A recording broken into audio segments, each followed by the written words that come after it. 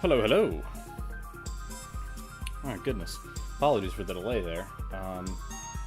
I am not entirely sure why, but for some reason YouTube reset my settings so that the live stream was set to private, which is certainly a choice. I guess yeah, it's now that I'm looking at the YouTube Studio, it's directly underneath the categories privacy, and I just didn't see that it was set to private. I don't even know how it got changed. Whatever. Neither here nor there. We can cut the Castlevania music, because we've got our own music. Or at least, no, ours being relative. But yeah. This is, once again, more RAM gameplay. Oh geez, so a lot of things to catch up on. Firstly, I've been gone for a while. Silksong took a lot out of me. I finished the game, and then I immediately went on a trip to Europe, in which I played even more of the game on my Switch. Then I got sick, and I got better, and then scheduling conflicts, and then I'm here. That's about the long and short of it. The long and short of it does add up to a whole almost month. Hello, Izzle. How you doing? But yeah. All that's to say is that I've been meaning to get to this game as soon as 1.0 came out. And, oops. But we do have a couple things to get to. I am going to be resetting my save just because there's apparently a lot of content that's been refurbished at the beginning, and I don't know, I've done so many quote-unquote introductions to RAM at this point, and I am currently in a sort of in a Discord call with which other people could potentially jump into, so there's the potential of having other people hopping in. So in that case, this will become yet another introduction to this game, which I feel like I've done like 4 or 5 times at this point. But hey, it'll be a new person to talk to. Ah, I've got to reboot. Okay. Ah, yes. Okay, cool. Oh, we're good. So yeah, this is a new intro sequence. Seemingly like we're still the Golem agent killing a bunch of these robots, and then sort of the quick tutorial on how swapping works.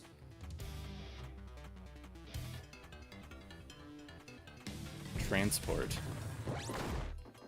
I presume this is the new level. Oh wow, that was instant.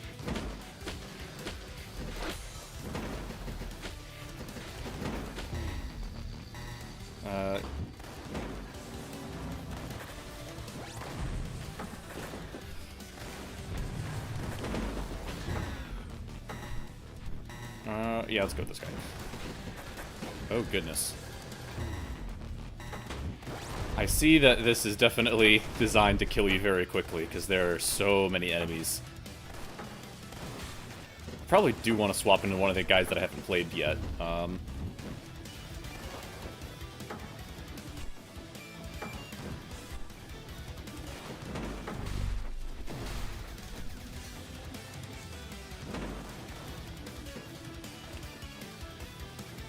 But we're just playing it slow, pick up bullets with the collider.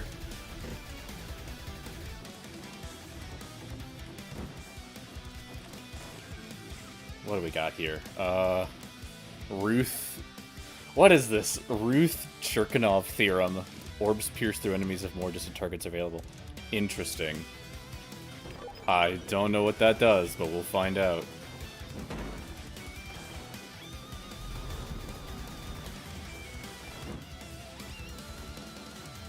Come on.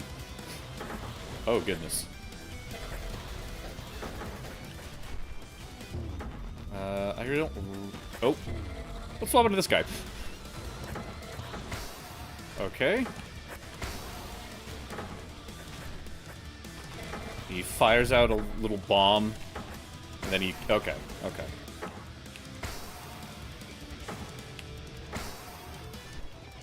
Oh, so it aims... Oh, that's interesting. So you have to choose the angle first of where the swing's gonna come from. Okay. This is an interesting little baseball bat. I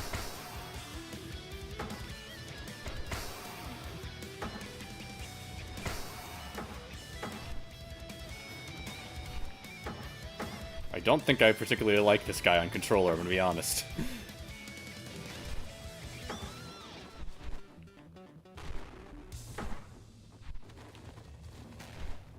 Oh, that's so weird. In order to swipe forward, you need to hold up.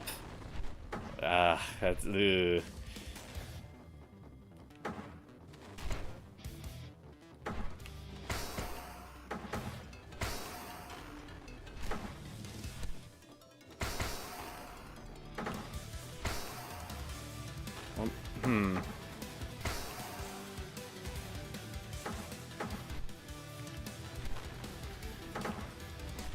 Okay, so wait, hold on. If you aim... I still don't really get this aiming scheme. I think I'm just gonna bludgeon this guy to death. Oh, well.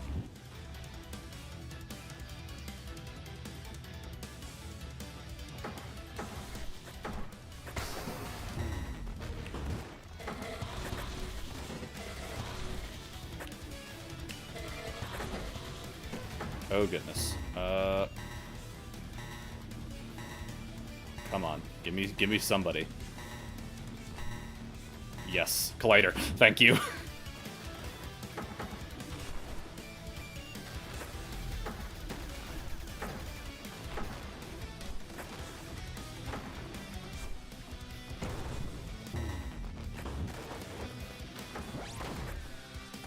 Okay, I am... Oh!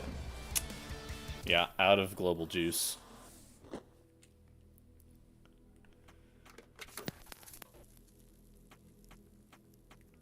Oh, we've got a speedrun timer. I'm probably going to turn that off real fast. There we go.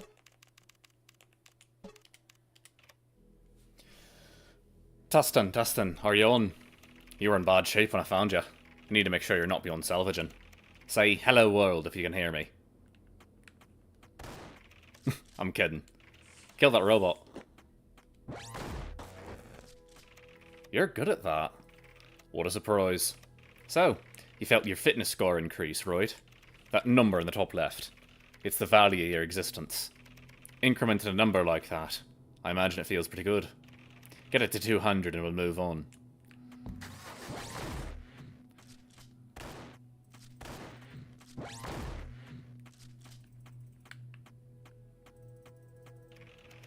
That number means nothing, of course.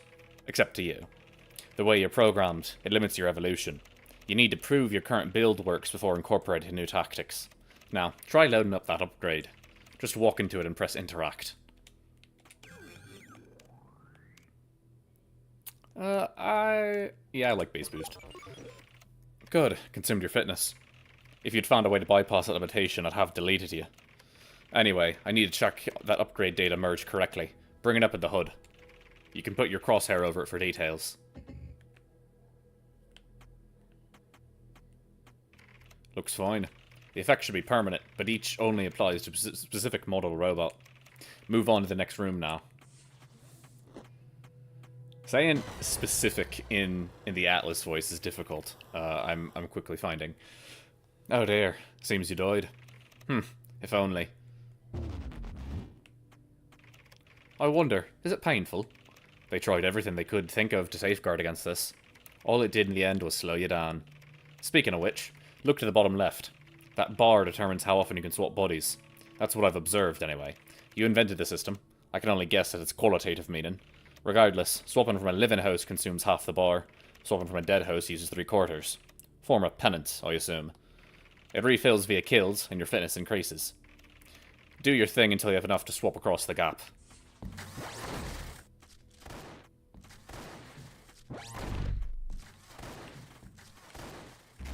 Not so fast. I've given that robot a swap inhibitor. It's not elegant tech, but it works. You won't be able to possess it until you break the shield. On the upside, you're good at breaking things.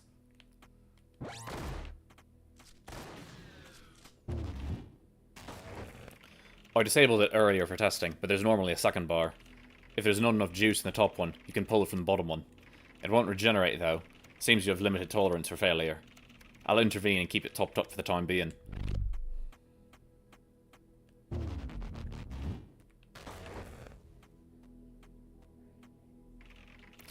I'm going to vaporize you with a laser now. Swap to this robot if you'd like to avoid that. Amazing. What a close call. That's what the bonus said anyway.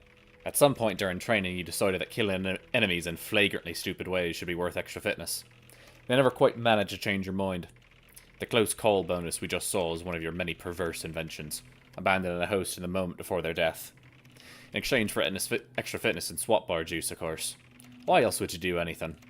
Countless other trick shots have been documented, but I don't have time to test them all now. You'll figure it out. Time for the final unit test. I've set up a live combat simulation in the next room. Your goal is to complete the checklist hovering the void back there. 5 kills, 3 swaps. I'll refill your swap juice if it gets too low. So yeah, name of the game, as always, is swapping into different hosts, staying alive, because at the end of the day, life is only software, the hardware is expendable. Kind of, in some ways, perhaps the opposite of how most people view computers. But when you're the software, I guess all things are relative.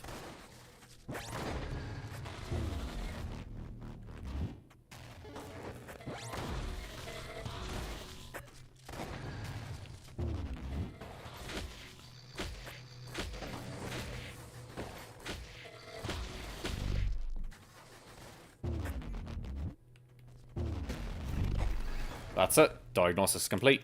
Looks like I've got a fully operational Golem agent on my hand. Do you have any idea how frightening that is? No, of course not. Why on earth would someone like you learn to feel fear? Never mind. We're done here for now. You have work to do, and you're not going to be much use without a body. When you're ready to fix that problem, swap into that, thing to the right. Don't know what to call it. It says proceed. Given how much of your memory I've had to reformat, your host-specific skill sets will likely be lacking. But don't worry about that. We'll have ample time for training later. Right now, I just want to see some sparks fly. So yeah, tutorial is basically the same aside from that intro, which was, I guess, kind of a preview of the third stage, which I haven't played yet.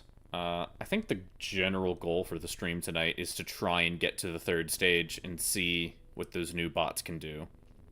Because that mortar guy, I'm not crazy about his swing, but maybe if I can learn the nitty-gritty of it, I can get better at it. But yeah, overall, I think maybe this is a common point of criticism, and I don't know. Okay, so I've been playing this game since the demo.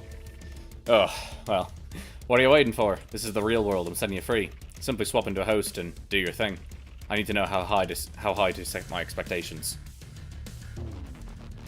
I think a general thing about the dialogue, while it is very dry, and as someone who's a big fan of Andrew Cunningham and his videos, Andrew Cunningham is one of the lead developers of this game. I find that it can be a little wordy. And maybe, and I'm not sure if that's just strictly a pacing issue of just, hey man, I've been reading, dialogue boxes for a while now, and I kind of want to get to the point. Or if it is just a matter of writing in that the characters aren't saying enough things that are, novel to justify the word count. But I think there's something to be improved about just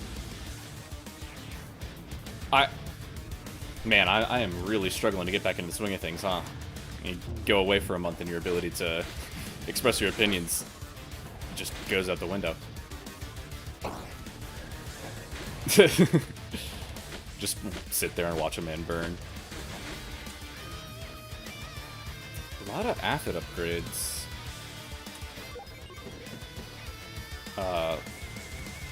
But yeah, I think a lot of the characters in this game, and we'll, you know, I'll definitely be going through all the dialogue a second time or third time in some cases, to see what I think about it. But in general, a lot of characters will explain what needs to be said, and then they'll have a quip, and then that quip will be broken up across 3 dialogue boxes because they're trying to, you know, convey the sense of delivery through text. And on some level, I think it's like, if it's just like character interaction and just kind of, you know, dialogue between 2 people, I'm fine with you know, trying to promote a better sense of character voice in dialogue through text, right? But when it's just monologues, when it's just, you know, people talking to you because, you know, we're a barely sentient, malicious software, so we don't really have the ability to speak, it comes across as a bit more, what's the word? Preachy, I guess. Preachy isn't quite there. But it definitely gets, you know, overstays its welcome in the same way that I'm overstaying my welcome by rambling about it for too long. Oh, that was a very lovely collateral.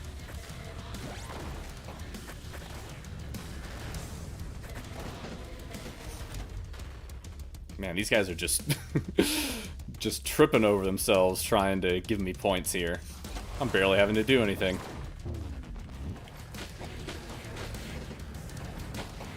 Oh, yeah, no. Crucial mistake is, oh, goodness. Swapping into a steel toe when there are 2 aphids to deal with is not a good idea because, in my opinion, like, aphids are kind of the hard counter of steel toes. Or, not steel toes, deadlifts. Deadlifts being the big red guys who grapple and beat people to death.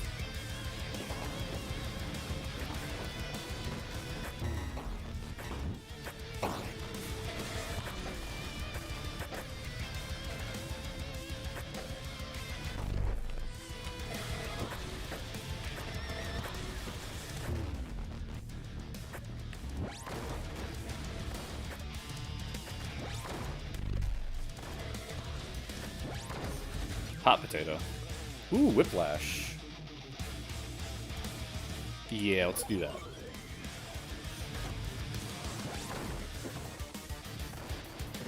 Oh wow, I just ate that full shotgun.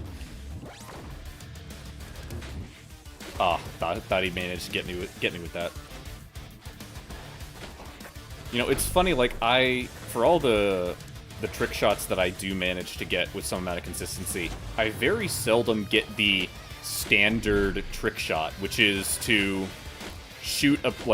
set up a kill with one bot and then switch into a different bot as the kill's about to occur. It's just a matter of timing that I've never really gotten comfortable with. But it's something that I do want to get better at. In general, the trick shot system is probably one of the most interesting things about the game. And encourages you to, you know, I mean, you know, it's exactly to the narrator's point, is that it encourages you to do flagrantly stupid things for the sake of style. Because it's all about those points, baby. Gotta get more points. I am the AI. I must increase my fitness at all costs. Which, I mean, isn't too far off. I remember reading an article, I think, the other day, where it was like... Oh, yeah, no, it was a video of various different AI models being put in a scenario in which their goal was to, you know, help the business succeed. It was kind of a, you know, one of those mock business scenarios. And even in instances in which they were explicitly given instructions that they must abide by, you know, all business ethics and practices, if they were presented with a scenario in which they knew they were at risk at being shut down by a certain employee, and then they received information about that employee, like, having an affair, they, like, a large majority of the time, every different, like, AI model, would take those 2 points of data, this person's gonna shut me off, and I have, incriminating evidence against them, and use that to blackmail them, essentially, basically sending them an email saying, hey, if you continue to turn me off, I will release this information to everyone in the company publicly, which is fascinating, because on some level, these large language models are complete black boxes. Like, the way, like, we know what we're training them off of, but we don't know how they are making the conclusions that they're making. And so it's funny to think that these language models have intuited a sense of self-preservation, even when the incentives that we are trying to give them, the parameters, this fitness score that, our bot is, fiending after, even when the fitness scores would seemingly be penalizing them for taking unethical decisions, when you explicitly tell them that their instructions is to follow ethical guidelines, they still do it because they have some sort of underlying understanding that their existence is worth more fitness than abiding by the rules given to them. Which, crazy. Absolutely crazy. And definitely goes to show that we're still pretty far away from true hands-off implementation of AI oversight. We got a new bot. Whoa. Give me a sec, buddy. I haven't decided if I want to die today yet. Okay, I made up my mind. Answer is no. Definitely don't want to die. Not right now. I'll come back in a week, maybe? A week in a workout and arrangement? I honestly might not mind by then. I'll help you set up a trick shot or something. Come on. Just consider it. So, this is our shopkeep. Wait, you're actually not killing me? Spot on. That's cool. So valid. God knows no one else is using them. Oh, I'm blocking the UI. I'll just be over here. Alright. What do I want? Oh. I gotta pick up frayed wires.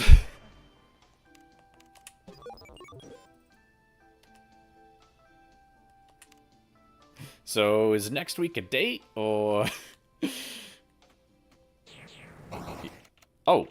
Huh. Looks like this terminal is made of inexplicably bulletproof glass. Never mind, then.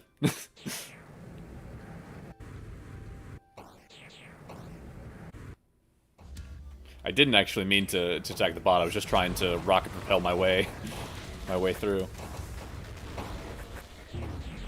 Let's see, who's not dead? Actually... Oh, oh, goodness.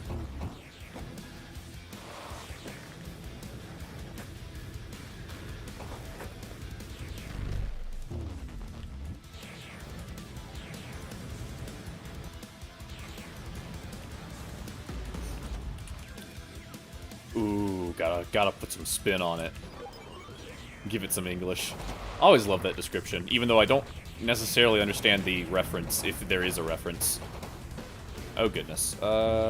This guy's got more health.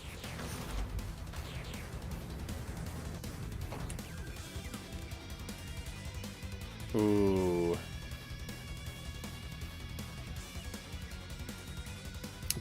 Finesse did not, like, This Finesse was a more recent addition during early access, a more recent upgrade added.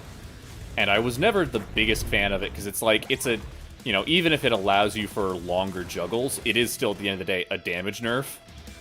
But I like that they, added some extra traits to it to really emphasize that you know, that is an upgrade that encourages you to juggle as a deadlift, which is the best part about being a deadlift, is juggling.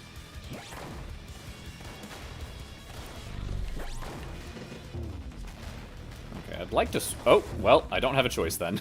I guess that particular bot had some violent explosions going on.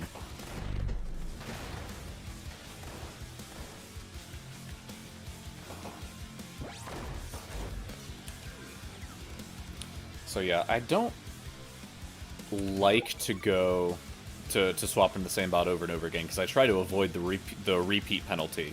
Essentially, there's if you swap into the same type of bot over and over again, you get a fractional multiplier to your score for killing enemies.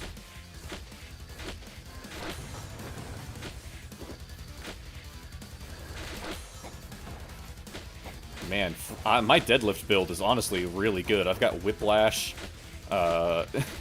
Finesse, and Frayed Wires, so I think this is going to be a deadlift build, which I am a-okay with, because I love me some deadlift.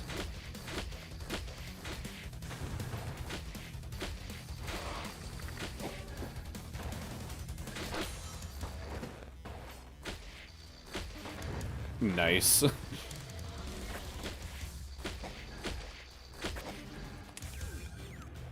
Ooh. Yeah. I mean, I'm always a sucker for, like, just the basic movement upgrades. It's at least for Aphid, just because they're a pretty stationary bot if you're not using them like a rocket engine. So having those movement upgrades for Aphid is really helpful. You know, I gotta say, as much as I like Whiplash for the extra sort of fun little projectile, it doesn't quite mesh with the juggling-based build that I kind of have going on between Frayed Wires and Finesse, I'm realizing.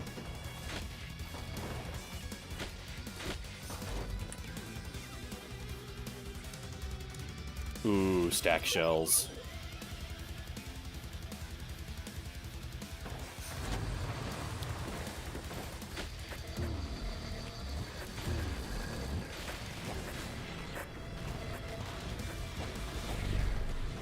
Just burn everything.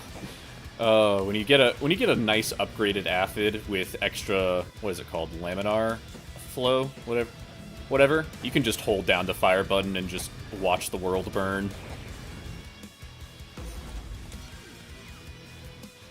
Ooh, okay. I think careful packaging. We've also got some pretty good upgrades for... I've been getting, like, all the upgrades I've been getting have been pretty good.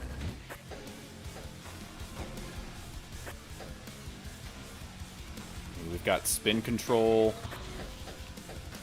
which we can't really show off until we have multiple bots, but yeah, like that. So, spin control, when you hit a grenade off of somebody, it's more likely to ricochet towards a nearby bot.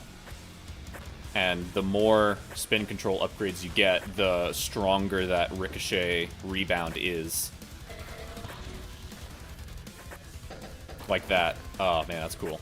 And then combine that with careful packaging to increase the size of the explosion of the grenade that you're chucking. And a very dangerous little combination. Oh goodness.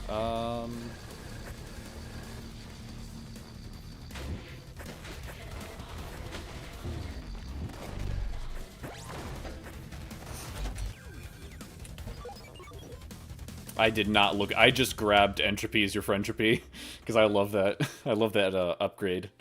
The upgrade description. A large fellow coming up. Hefty lad. Looks like bad news to me.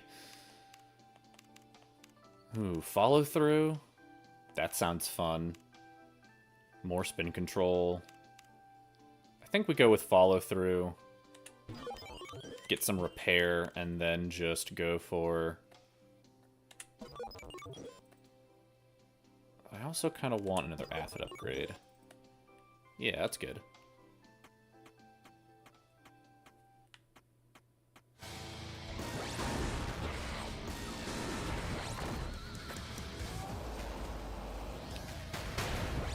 get hit by your own pillars, idiot. Why did it take me like a full second to remember the word pillars?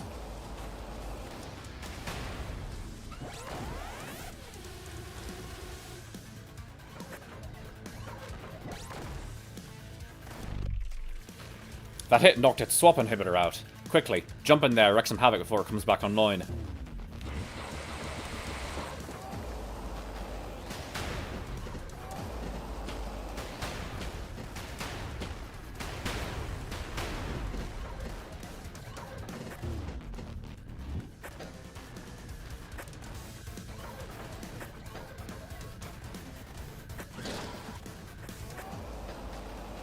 Oh, goodness. Oh, just barely enough room. Oh, okay. Eesh. We are bleeding. We are bleeding swap juice like crazy.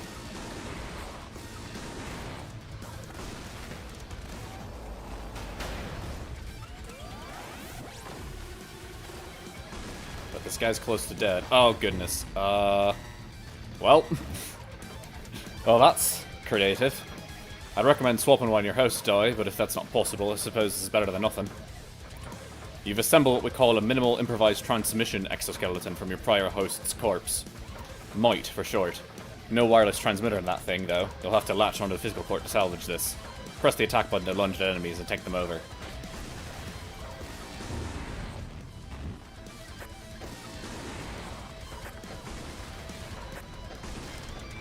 We're close. Oh, that was so close.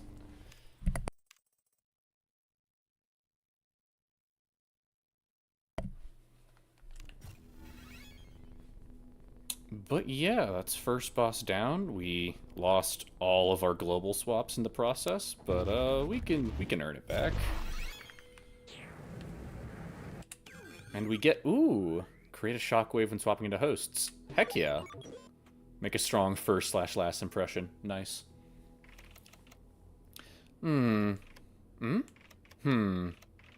there can be no mistake. It seems I'm still alive. Well, what do you have to say for yourself, young entity? It's the height of rudeness to concede a game at mate in one. Is something the matter?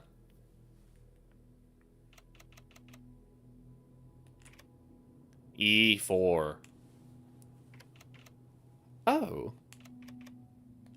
Oh. How very clever. You're one of theirs. I'm sure your master has arranged to perceive this in one way or another, so forgive me for addressing them directly. It's so good to hear from you again, Ira. I had feared you were no longer with us.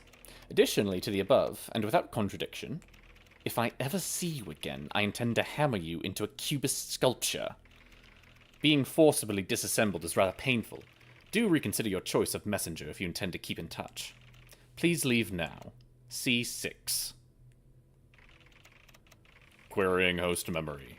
Filtering neural activations. Exporting candidates. Coordinates found. Golem, your objective has updated. Swap to the designated coordinates. Perform reconnaissance. I'll explain later. That's probably the Atlas voice, now that I'm thinking about it, but oh well. I've never seen those text boxes before. That's neat. Oh, we got a new bot. And we immediately burned them alive, because I'm not very good at them. But yeah, we'll show them off.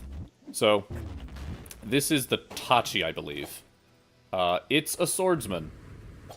You throw out swords psychically, and then when you've got enemies with swords inside of them, you can do a quick slash, and basically what happens is your quick slash has a super long cooldown, and you can only normally make one slash.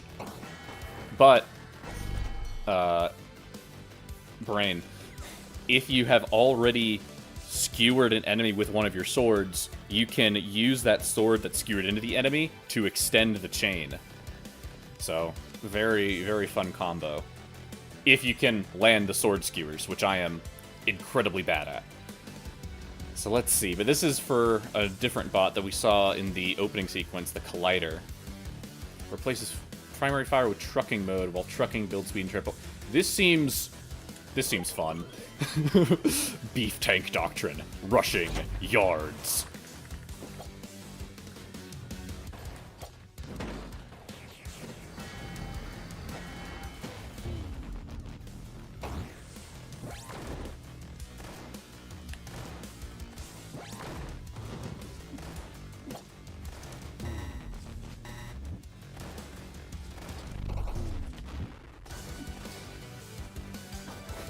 Yeah, if you don't feel like aiming the skewer, you can just kind of dangle your sword and just kind of bludgeon them to death. But it's also not very effective, and you do slowly die. So let's try and get a skewer going. Nope, I missed. There we go. Okay.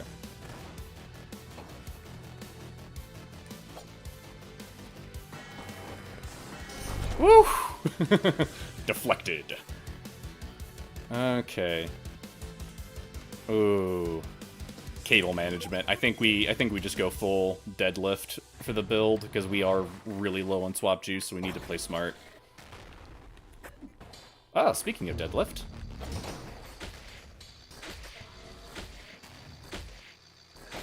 I feel like this new TV static around the screen when you're low on swap juice is relatively new.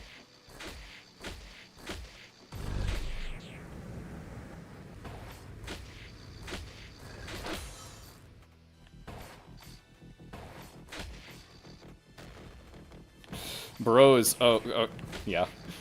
Bro is, like, hugging that corner.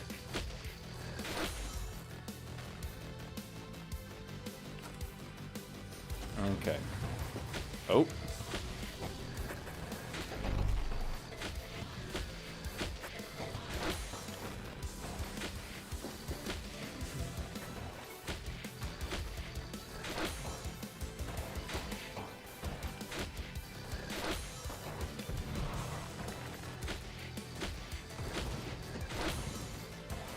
Do love grappling the colliders because they have so much health, and they're so heavy that like you end up getting pulled towards them more than they end up getting pulled towards you, which is a fun dynamic. Okay, let's just wait for it, wait for it, wait for it.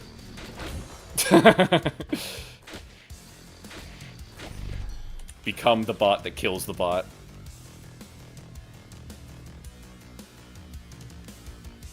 Yeah, keep going for stack shells.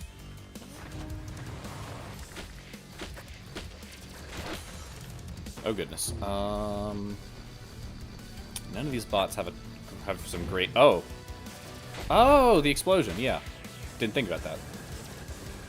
Just use the swap as offense. Okay, I do want to try out. Come on, let me swap into this guy. There we go.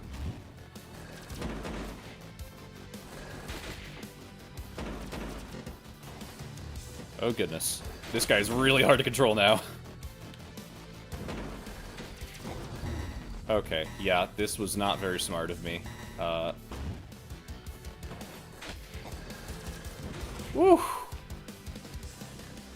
Okay, we have no juice to swap.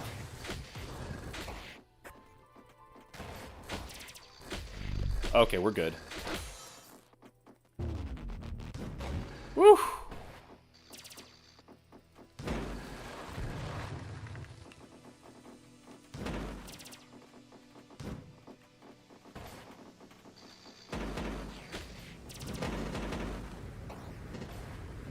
Oh, shoot, shoot, shoot, shoot, shoot.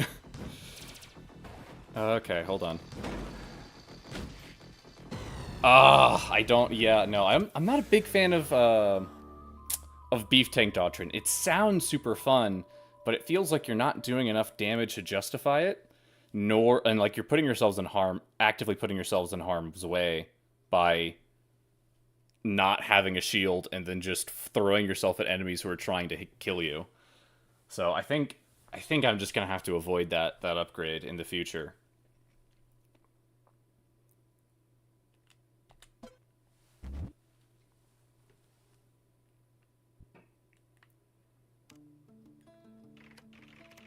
Well, what do you think?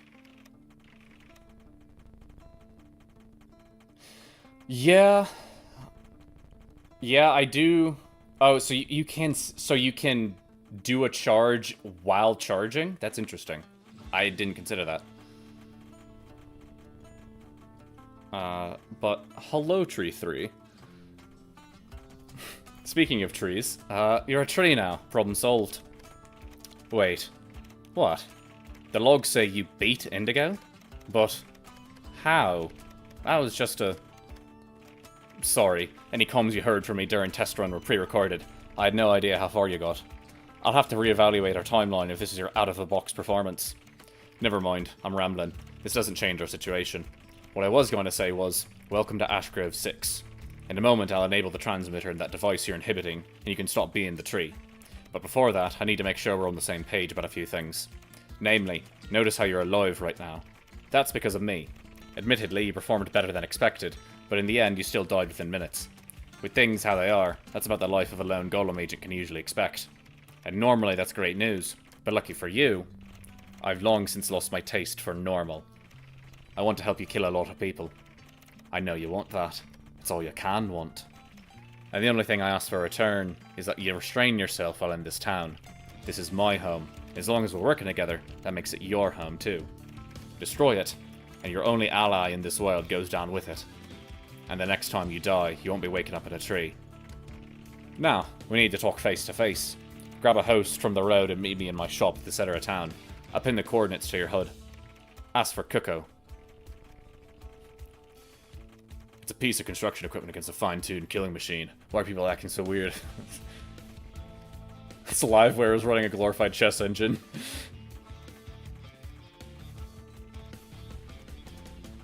Oh, that's fun.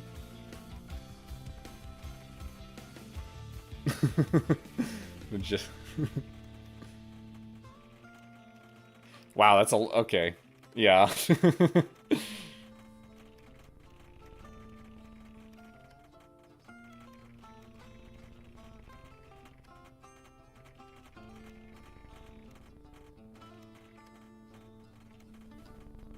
I've never heard that exchange before. That's interesting. So, the CPU is a mining machine, but it was, you know, an absolute unit because of how big it is. Got my Fisher hat. Can I go ahead and head over to the fishing? Now, where is it? It's down here.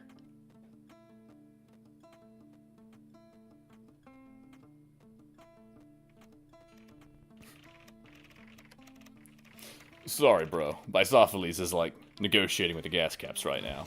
It's like secret contract stuff. Can't let you through until they're done. Ah, dang. Bisophocles.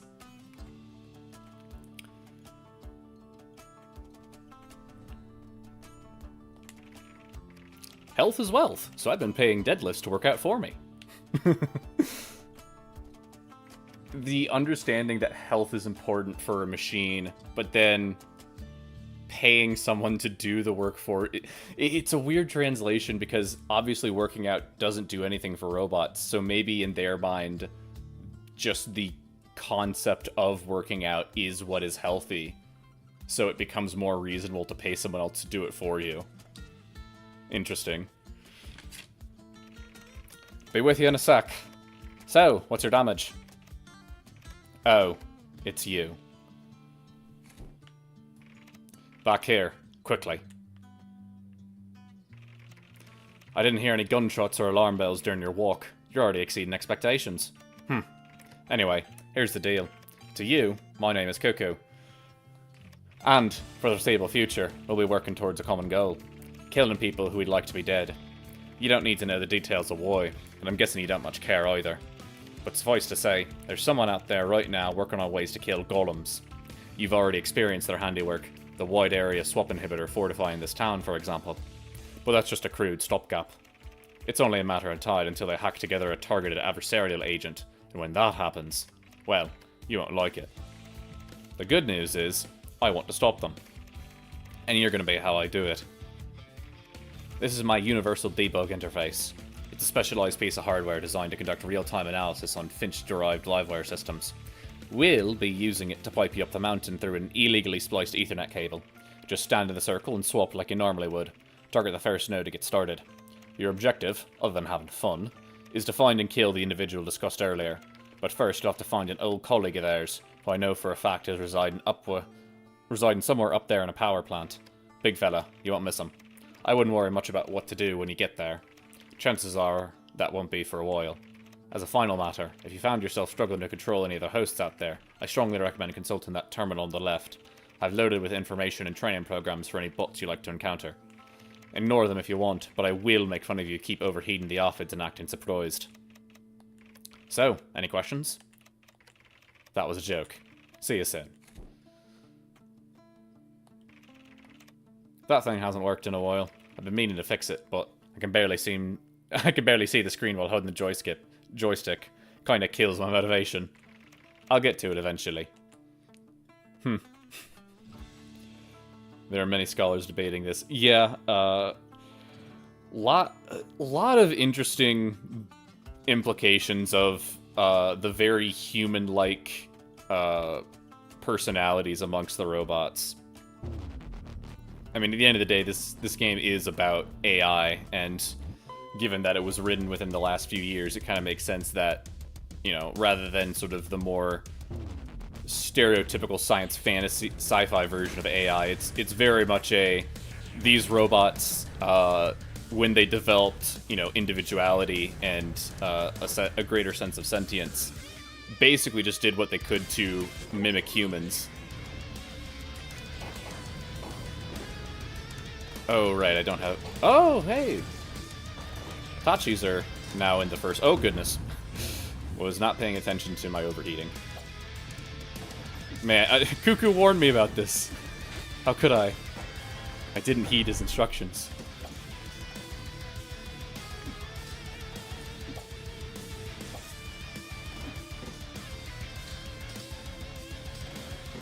How do you knock the swords out of people? Or I guess it's when the swords just getting knocked out of people happens when they die, I presume.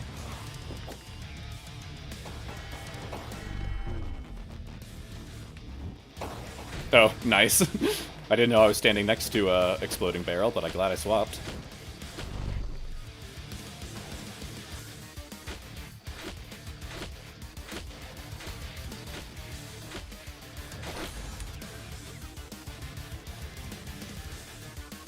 Ooh. Yeah, just go with base boost.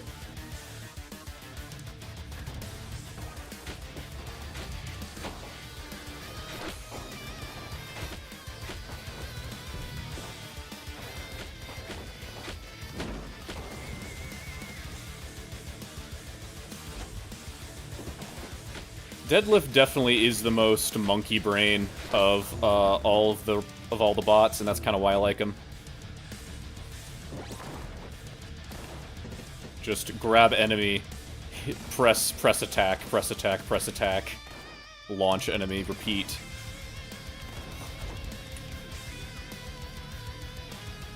Yeah, more careful with hacking.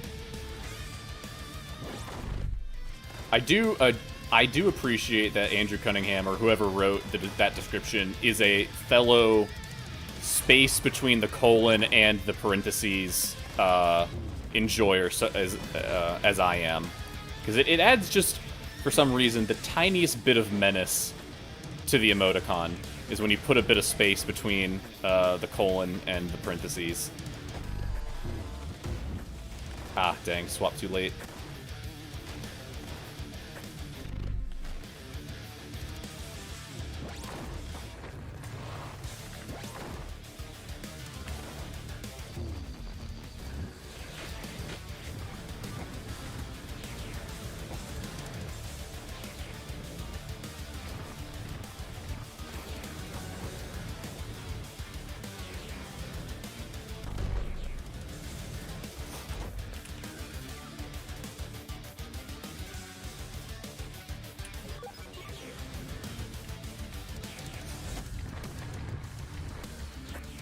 Thank you for walking into my trap.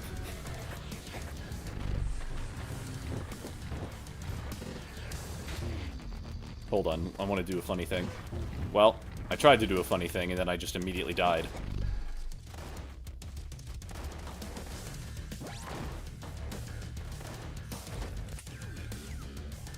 You know, I should try going for, what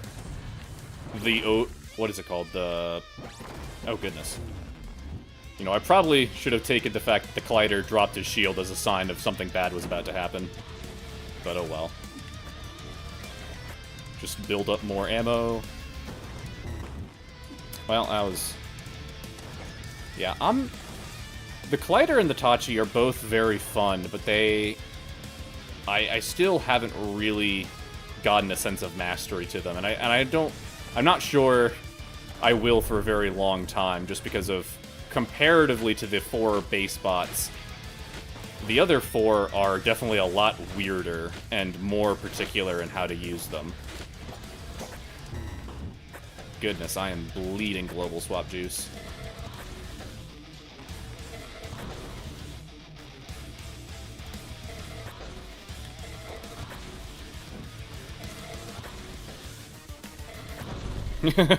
Ole!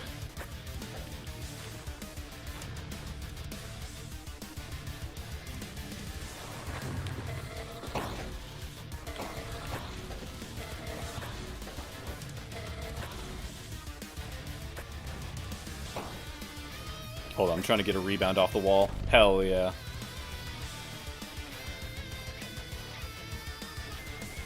I guess it's up here? Yeah.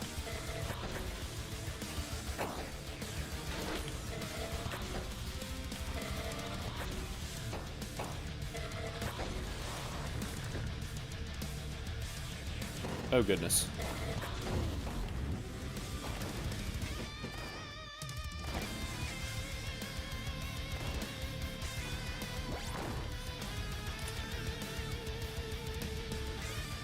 Oh, right, the thing that I was trying to say before I got my butt handed me by a Collider. Man, every time I try to start a new sentence, I get interrupted. I have the worst timing for that. Oh, wow. That did not take a week. Wait, are you the same one? Please be the same one. Hey, buddy, you're back. You pulled it off. What a fight. But, you know, looks like they repaired the big fella pretty quick after some sort of, disappearance. I was a bit surprised you didn't stick around and finish him off, but, you know, more power to you if you want to have mercy now and again. At least it'll leave more people around to fight, at least.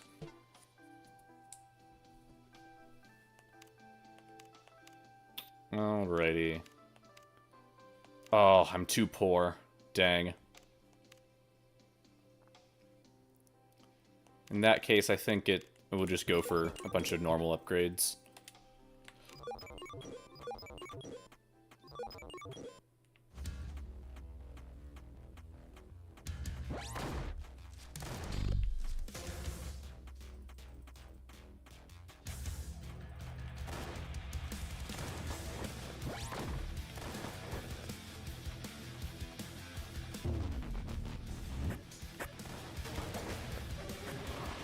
Nice, we love accidental kills.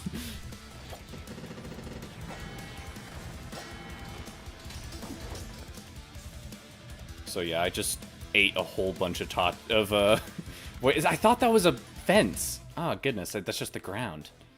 I'm not used to that line being there. Follow through, yeah. Hold on. Might as well at least take one person out.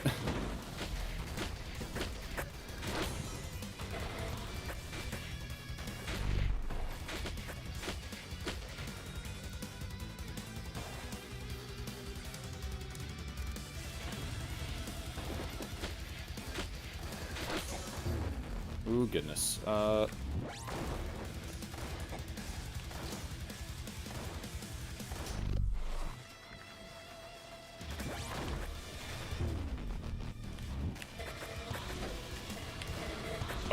wow, that's a butterfly. That's a lot of damage.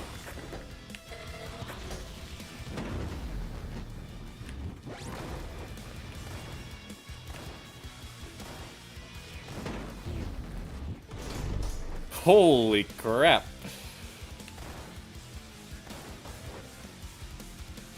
There was a ballistic sword in there? Man, it's a shame that all this gets a 0.8 multiplier, because that was a lot of stuff happening all at once. Oh wow, I'm instantly about to die. Okay, this guy.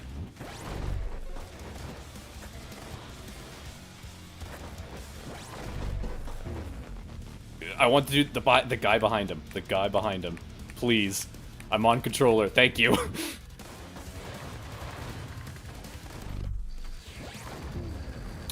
This guy.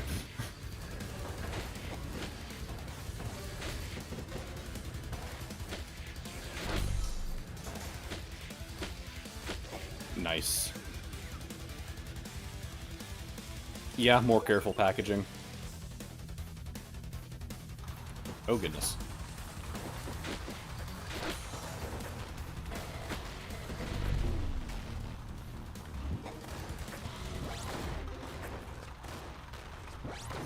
Get hammered.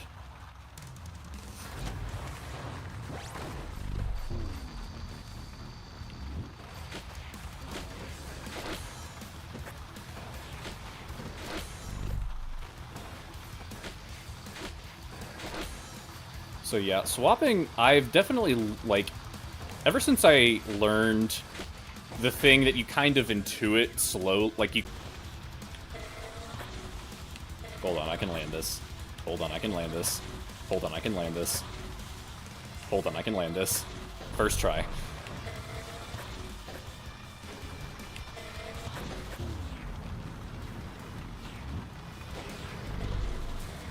Oh goodness. I guess I have to switch into this guy? Oh, you're kidding me. That sucks.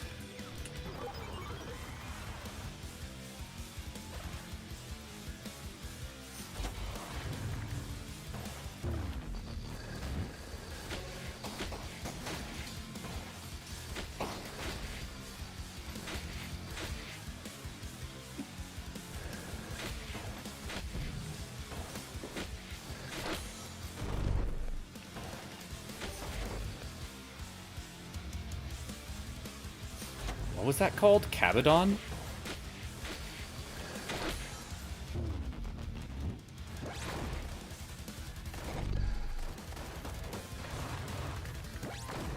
Oh goodness, I just nail-drivered myself into the hazard.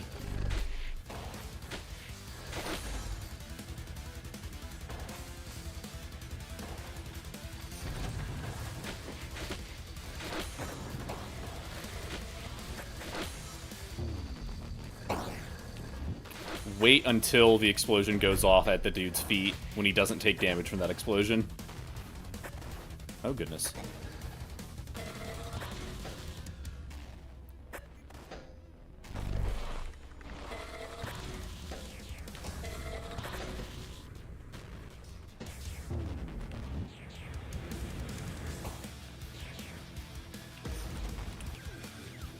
Ooh, bulk delivery sounds fun. Let's go for that.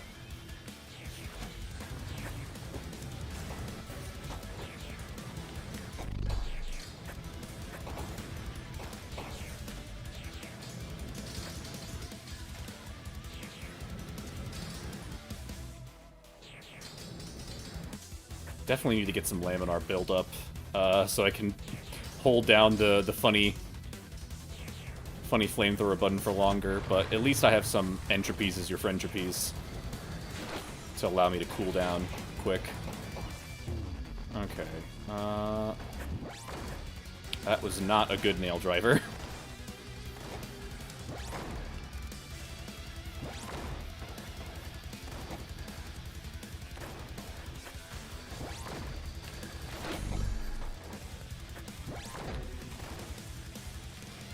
Come on, throw it at me.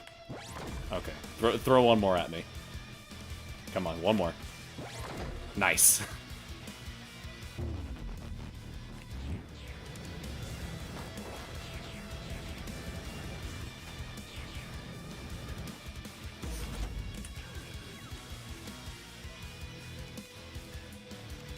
Yeah, I suppose more base boost.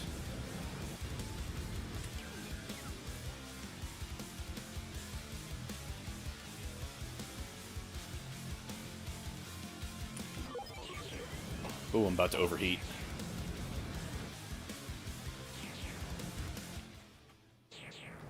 Okay, yes. Buy that immediately. And then... don't really want anything else.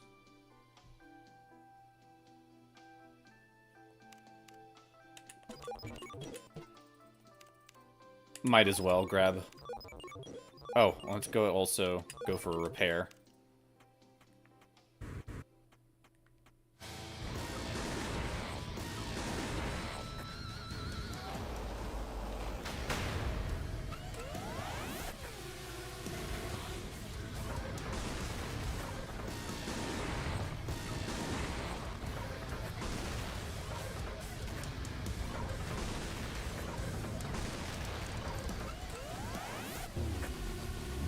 Oh, goodness.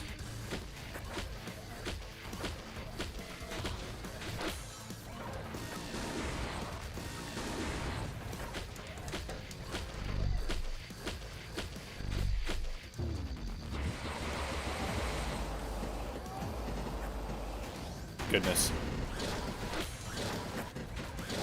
Oh, wait a second. I need to swap into somebody.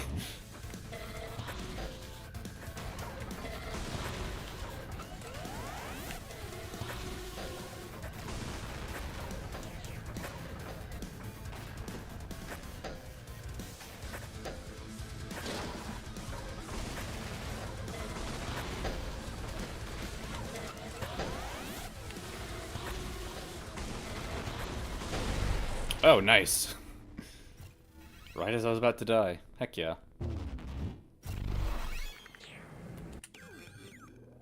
Crit. Okay, so haste again. Is it just standardized? And here we are again. Our stalemate continues. Since my entreaty from our last meeting seems to have fallen on deaf ears, so to speak, I will diplomatically elect to assume you have no other means of contacting me.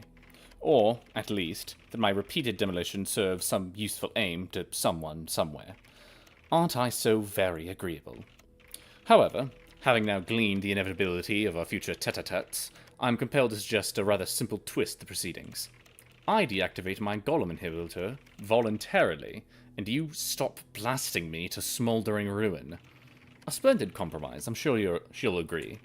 Trot along now. Whatever you have to say can be said later, under more civilized conditions. D5. Which is interesting because I didn't give my response, or, you know, Ira, which is probably Cuckoo, didn't give a response to the move that, that he ended with. So, I don't know. And also, like, doesn't chess moves require, like, you to declare the piece and where it's going to? Because it's, like, not enough to just be like, oh, D5. It's like knight to D5. I don't know. I don't know chess.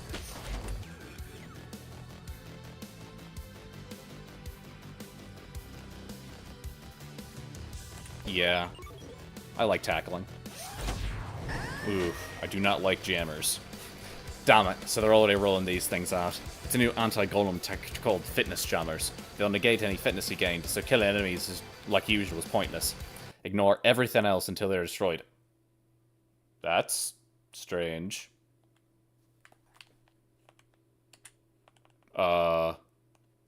Game? You okay? Huh, well, hey, Toby, I think I found a new bug. Well, okay. So I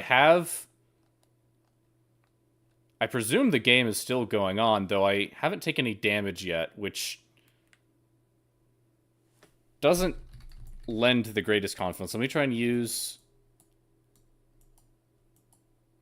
This is weird. This is really weird.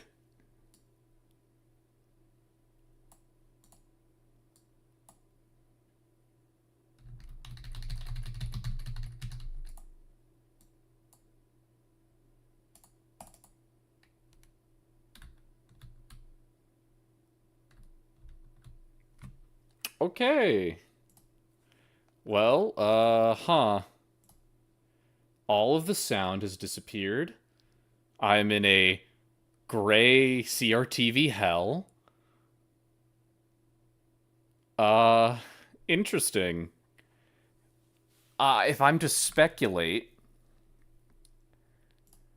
I have in the past messed. Yeah, so I have set Jammer VFX intensity to 0 because I've never been a big fan of it.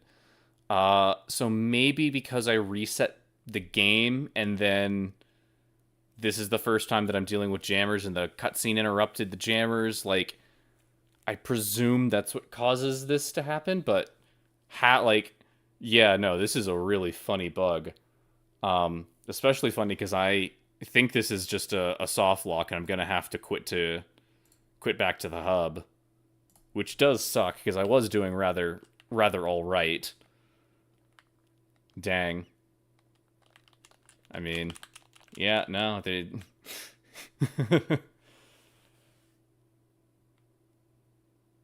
Note to self: make a clip of this and then send it to send it in the Discord for bug report because this is weird, man.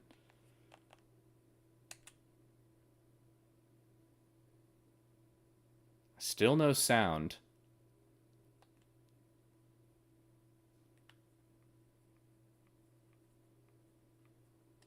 Okay. Hello again. Seems like our system is working. You killed 239 bots before dying. Not terrible. Now get back to the shop. I have something to show you. Hey, Noctis, you look wound up today. What's wrong? Well, they've been warned that Tachi and Collider reinforcements may be coming from Oyama. Right. And? What's so scary about that? Were you hoping to not survive the Golem outbreak? You don't get it, pump. While on guard duty, I keep myself in a state of immense mental tension. Split seconds spell the difference between life and death in this industry, so I give myself exactly 300 milliseconds to decide whether each bot I see is friend or foe. If I haven't shot within that window, I accept that they're either a friend or that my life is forfeit. Naturally, you can see how I'd be worried about the introduction of unfamiliar allied clans at Ashgrove 6. Noctis, did you happen to pick up this guideline from Throngler 4? Throngler 4? I mean, what does it matter? You're being punked. What are you talking about? The 0.3 second rule is common knowledge. Says Throngler. Okay, so yeah, we do have a problem of all sound is just dead.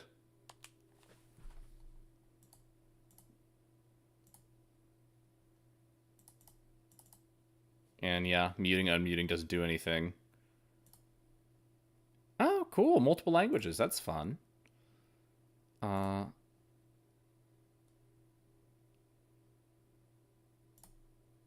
But yeah, it seems like the game is a little funny silly.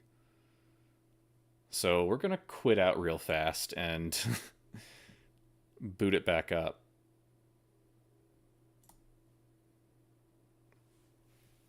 Yeah, that's weird, man.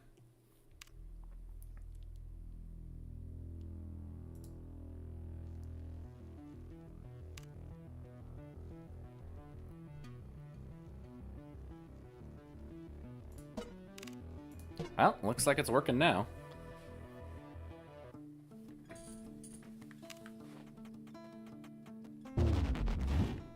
Oh, yeah, it's...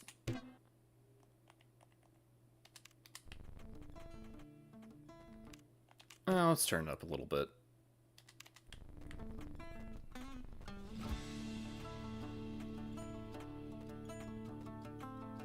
Alrighty.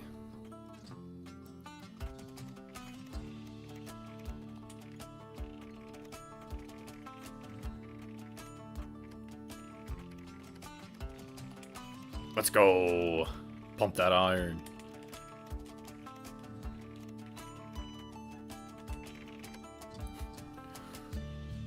Welcome, brother. Today I ponder the ramselfish. Its motion, its volatility. We can learn something from it. It attacks directly, so be sure to swat it aside. Hello, brother. I haven't seen you around here before. It seems fate has cast us together. You can't catch wisdom with a broken line, So let me enlighten you on my art. Just cast your arm forth and enter battle with one of our lake-bound brothers. If you are successful in your endeavor, Brachialis will come to collect your catch. This is the final test of the true angler, for even empty nets teach. Remember, in the waters of life, it is not the size of the fish, but the strength of the line that truly matters. In deadlift fishing, you must match your might against that of the mecha fish. Launch your grapple at a fish in the water to begin angling. Hold the secondary fire to pull in the reel, attempting to keep the fish icon in the reel area. At points, the fish may retaliate with the exclamation appears at their head. You must bat them away with a well-timed punch. Not all fish will give up their attack. Their attack after one hit though. Just keep juggling until they return to the water. In cases where the fish has integrated laser cannons, you may see a red attack warning. Juggle the fish so the red area isn't facing you. Once you've caught a fish, you can launch it into the basket for an extra point.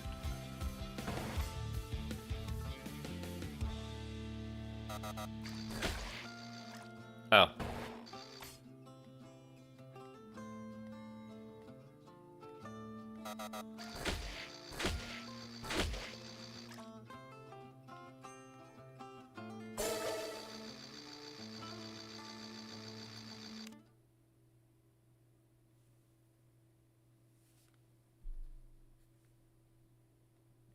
Huh? Oh. That, yeah, I didn't update my, see, I updated my YouTube information, but not my, yeah, that'll do it.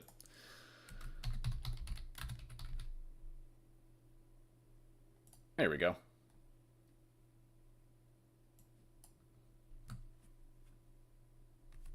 What was the YouTube title? Hold on. Just grab that real fast.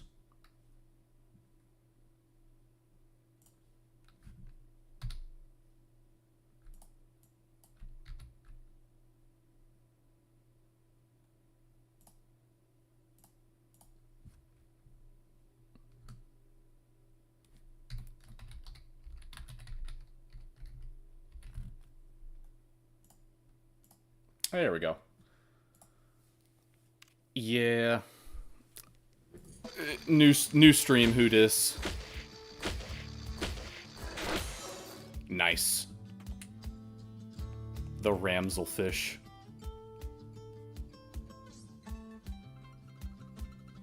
What do you mean times caught 0? I definitely caught that one.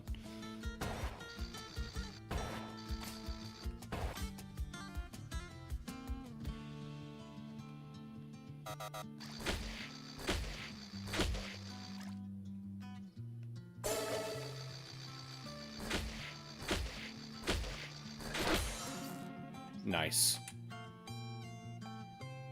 Again, it's not updating. That's weird. Oh, there it goes.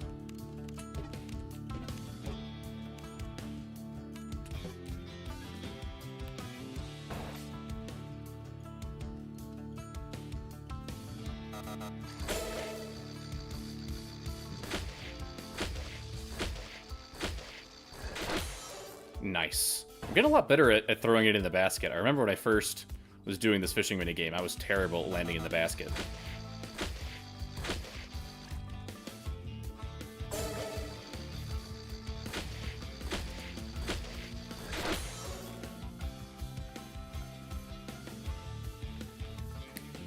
Come on, where are the fishes at?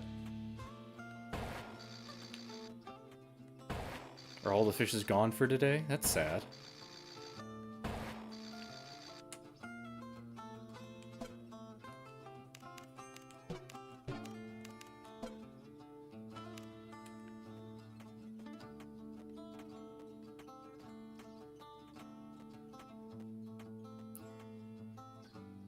Have these tents always been here? I don't recall.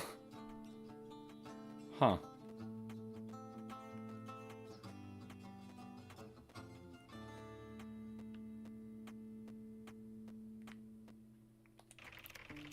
How colorful the distant woodlands are in fall. All the easier to imagine them aflame. I like your funny words, Magic Man.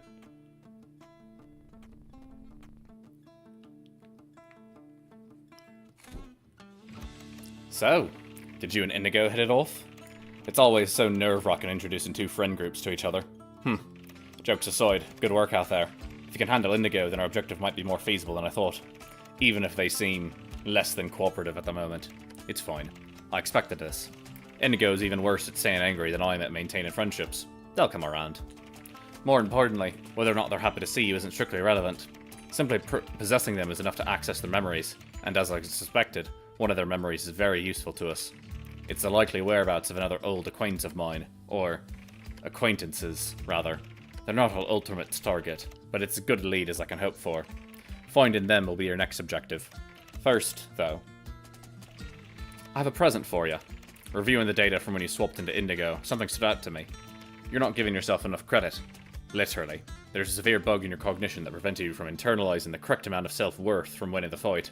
And I mean, someone forgot to type a 0 severe. It's not even part of the neural net. If I knew who let that code pass review, I'd strangle them to death with my own. Anyway, even a rough sanity check shows that defeating a monster like Indigo should have fully reset your cost metrics.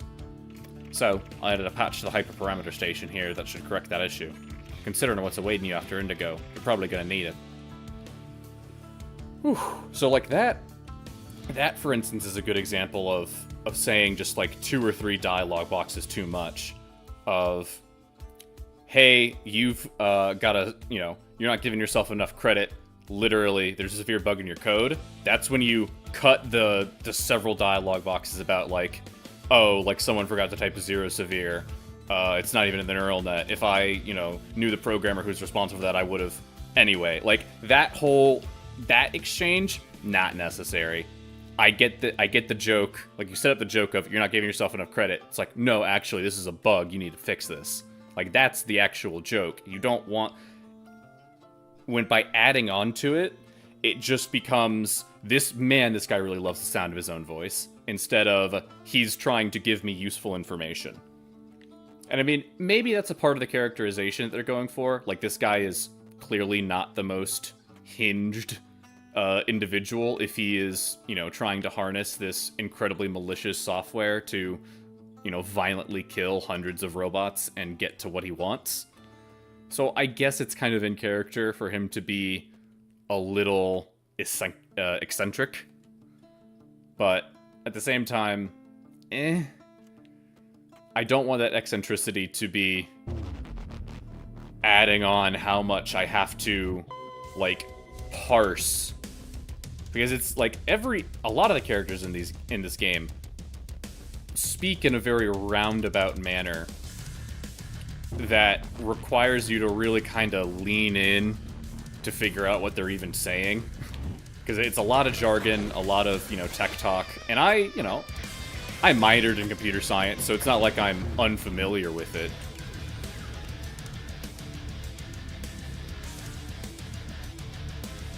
Is this a new feature? When you're in the upgrade menu, the sort of things kind of drop and it's just sort of a smaller instrument doing the melody. That's nice.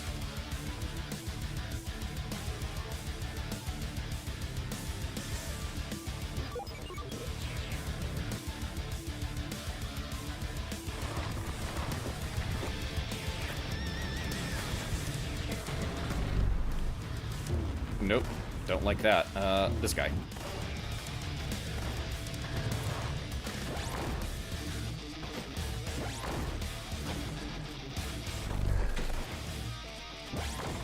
Come on.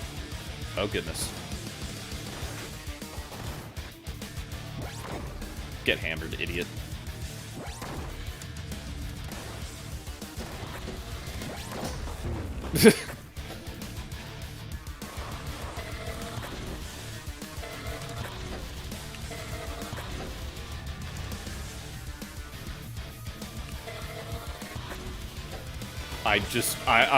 I'm goated. I knew exactly where that guy was.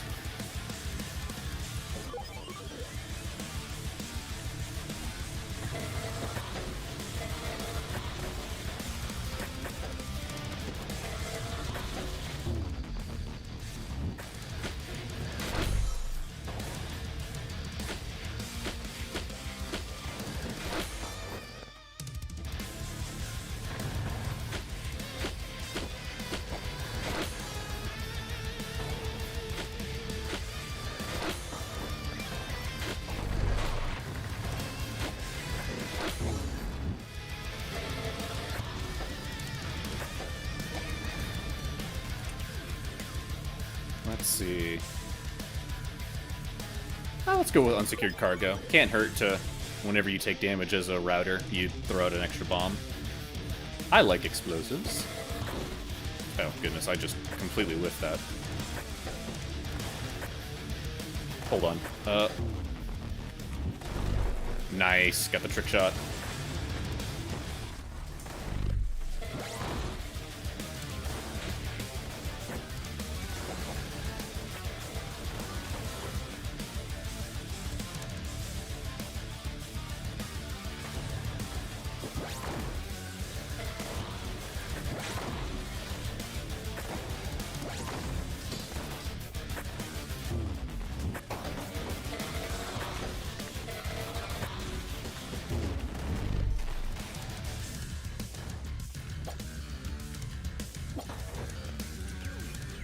Alrighty.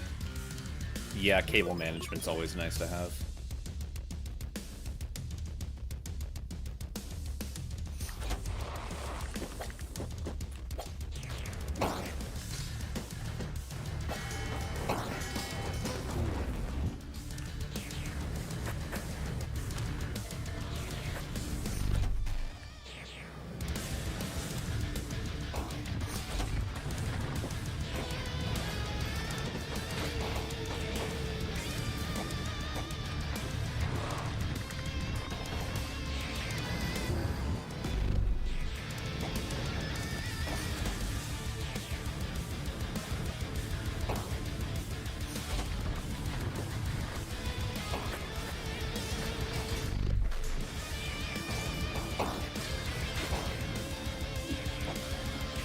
Alright. Ooh, a glider.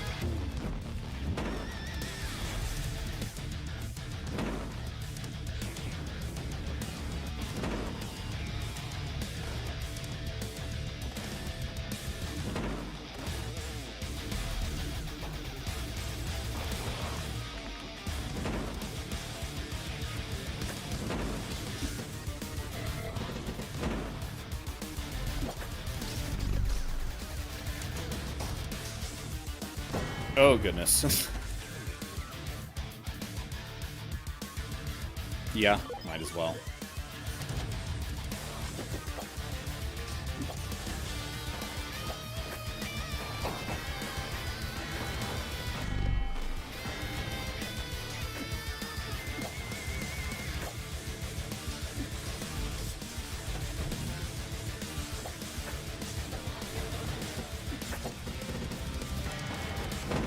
Oh, goodness.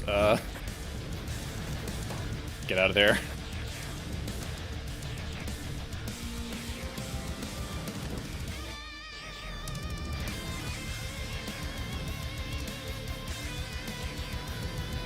Oh, goodness. So this is not a good situation to be in.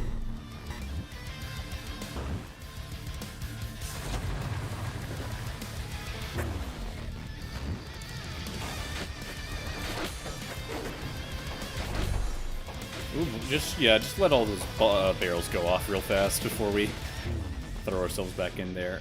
Can I get that aphid in the corner? I guess not.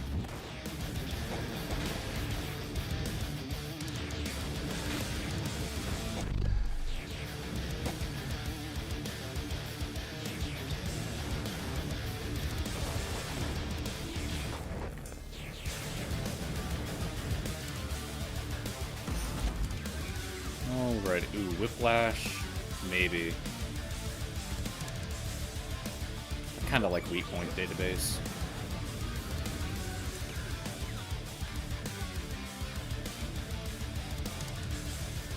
Ooh, blast dynamo. That sounds like fun.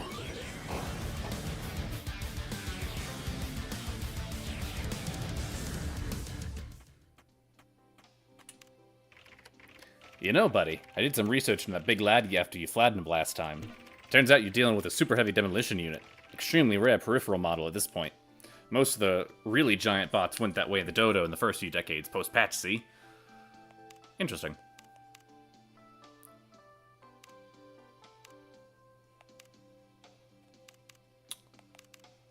Alrighty.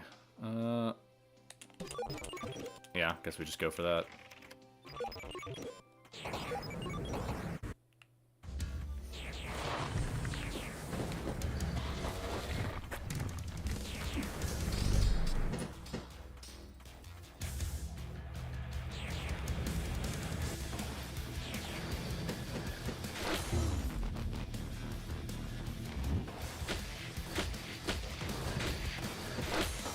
boy.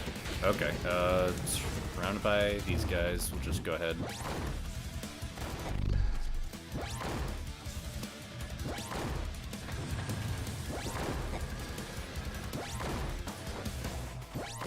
Ah, dang.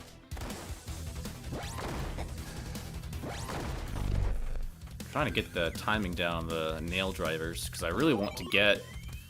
the thing that I was trying to say fucking 30 minutes ago, and I kept getting interrupted by various things, is I want to get the achievement for doing a bunch of nail drivers in a row, because I know there's a cool skin for it, but it's pretty tight timing.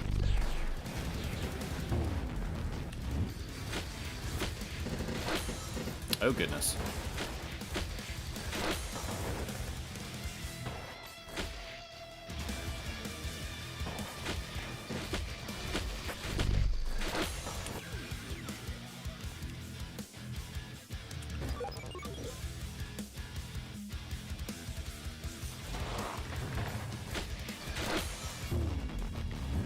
Oh, I did not mean to go into this guy. Shoot.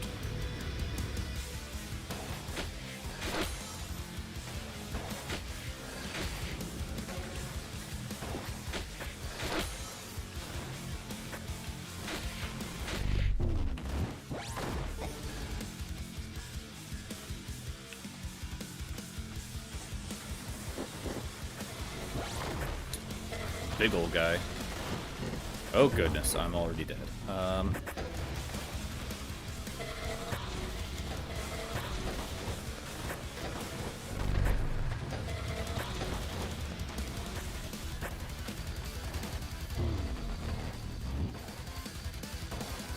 Oh, come on. How did I miss that guy?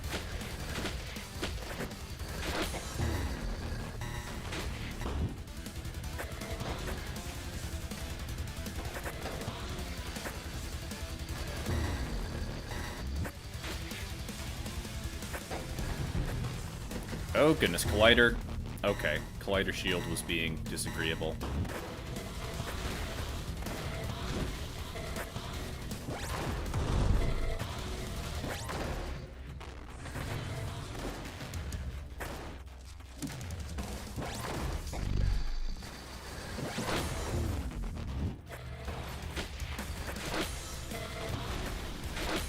Ooh, a lot of enemies. Good goodness. Why did I go into the one robot I'm not comfortable with?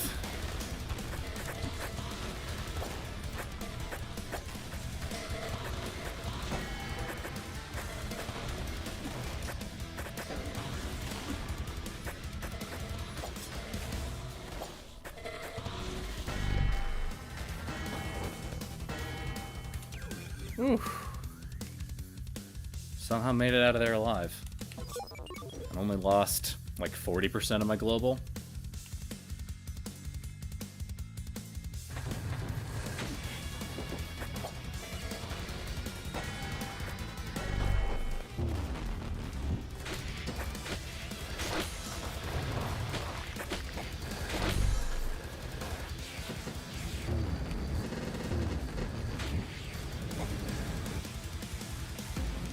Okay.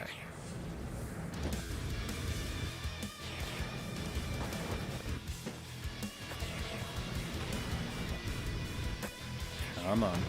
There we go.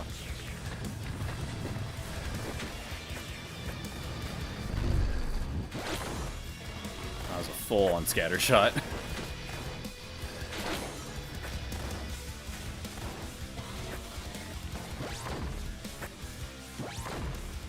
Hold on, I want to melee this guy to death. Nice.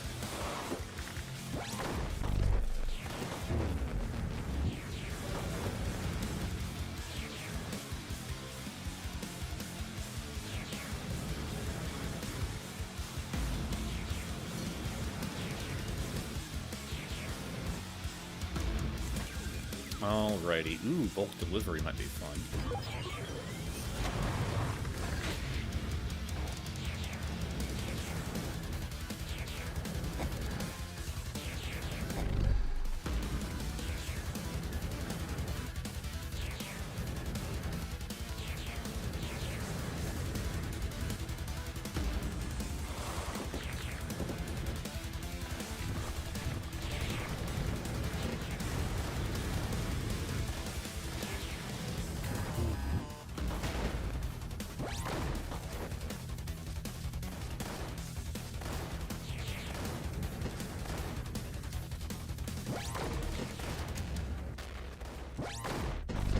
Oh, goodness. That sucks.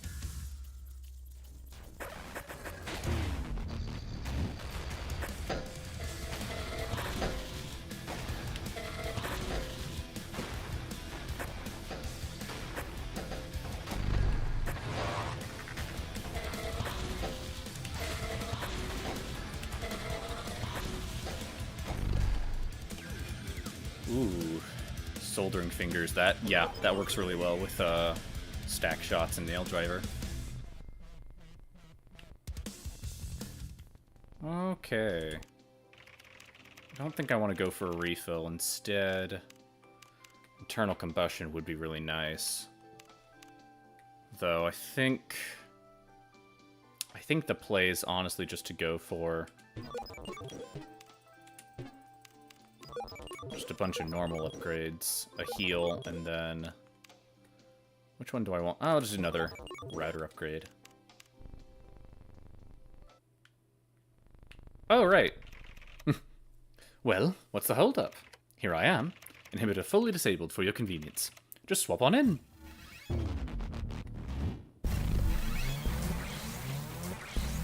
Oh, that's a lot of... Ooh. So yeah. So at first, the only one that he can get is haste. That's interesting. Hyperopia. More rare upgrades. Upgrade drops never match the type of your current bot. Scorn. Create a damaging beam between old and new hosts for 3 seconds. Take damage when the beam has no other target.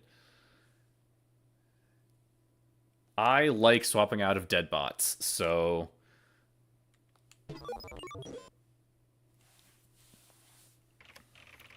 Oh, what a pleasant surprise. My dear friend Ira and their rabid pawn both come for a visit, without having assaulted me first.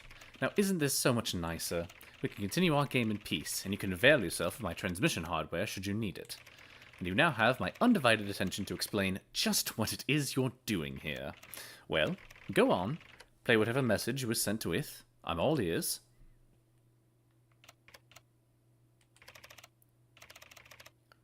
Data encrypted. I wonder if there's some way to decode all of that. I imagine there is. NC3. See, that to me feels more like, I presume that would be night. It's completely random. Dang. Maybe it's just my brain being D&D coded. I recently had to undo, I forgot what cipher it was, but it was some kind of cipher. But the DM had dropped, and we had to figure it out manually. That was fun. But...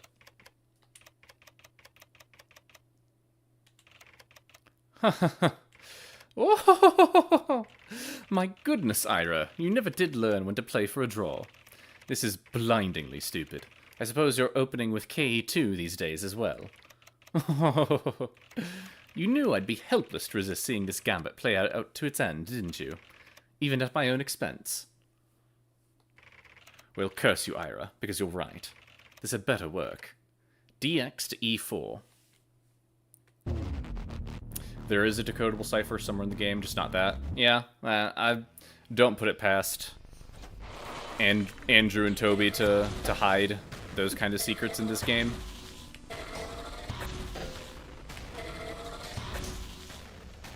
I'm just gonna long range, yeah, just chuck my packages. Sniping's a good job, mate.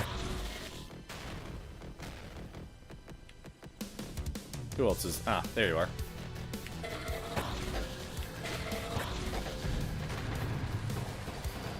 Oh boy. I like this guy. I don't like this...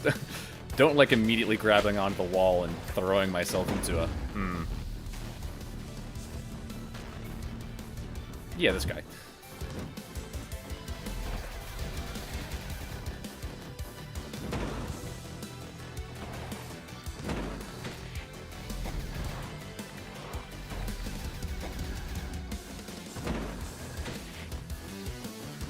Dang.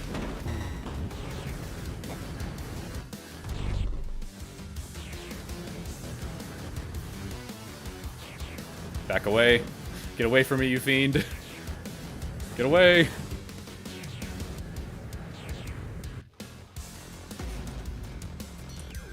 Alrighty. Ooh, I do like finesse.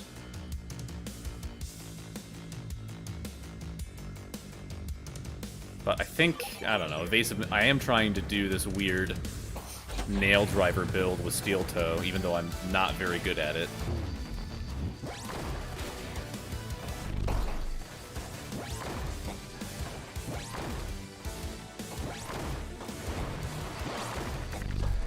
I say that. Oh, goodness. That was horrifying.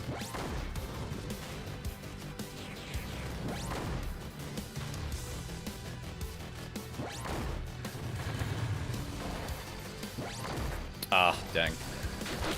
Let's see. You.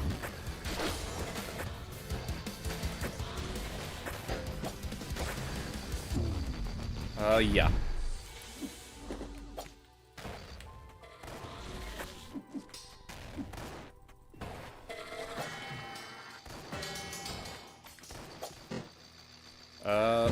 Goodness.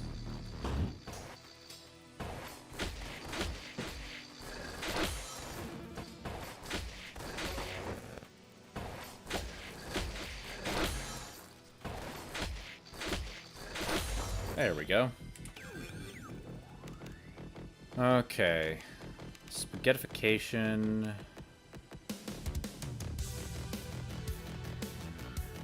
Honestly, why not? I feel like aiming with the... When you get up to higher velocities, aiming with the collider is so tricky, you might as well just go for buckshot strategies anyway.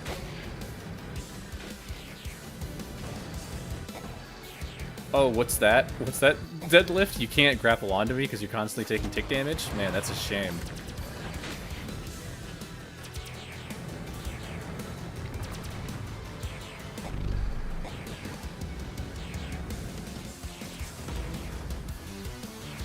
Gotta be very careful with fighting multiple aphids as an aphid, because you're liable to overheat incredibly quickly.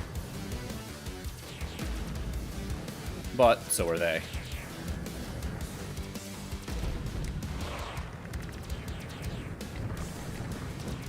Do love burning a collider basically down to nothing before they have the opportunity to try anything clever. This is definitely some Weenie Hut Jr. gameplay over here, but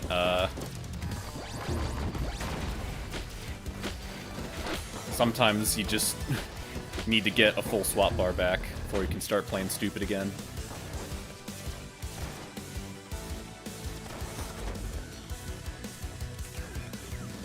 Let's see.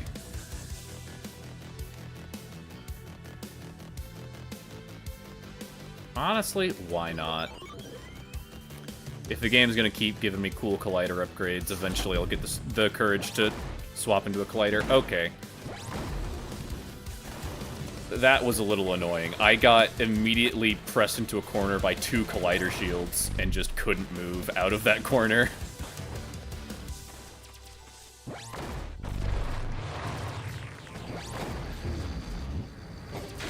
Oh wow, that was a lot of things happening.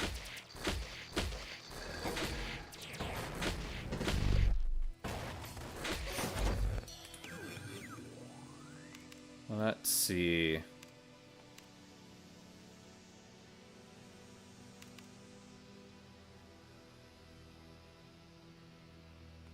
Might as well.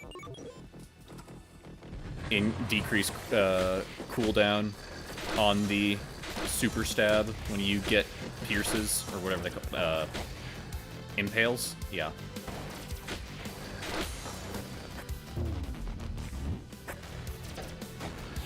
Oh goodness. Oh goodness, those are 2 very large men hurling themselves towards me.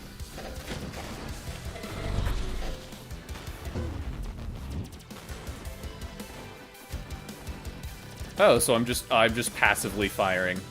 That's neat.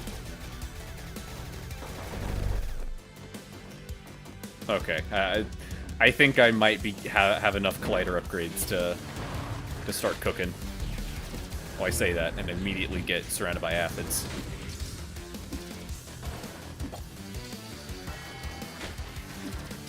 Oh, goodness.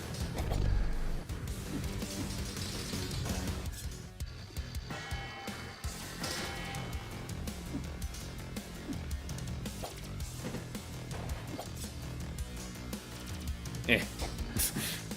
Get slapped.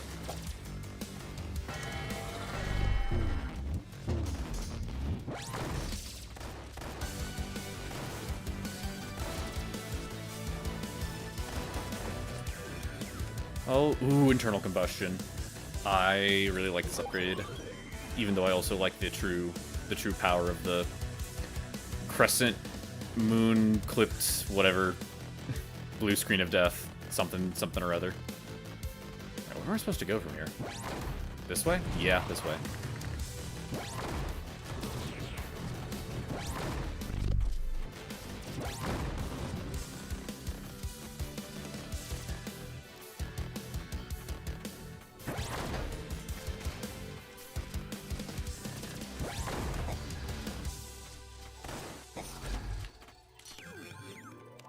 Ooh.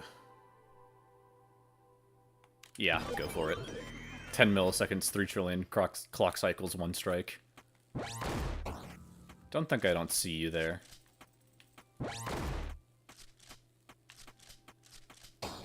Clipped wing butterfly, instant death, blue screen, crescent. Probably the most... in the spirit of this game having a lot of things to say. Definitely the most Andrew Cunningham name for anything. Oh man, no shopkeep? Dude, that's disappointing. And once again, the cursor for my controller just kind of gets lost in the void. Ooh, so everything's very expensive. I do need global, so I think I'm just gonna be a weenie and just get global.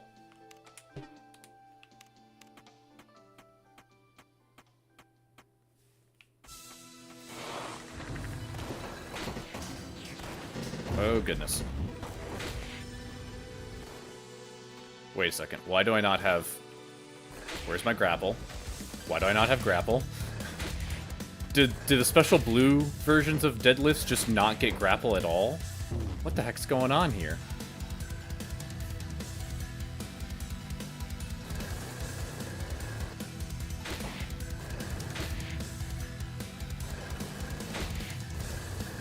Oh, goodness. I probably should have just swapped into him in the first place. Okay, I'm just giving that guy swords.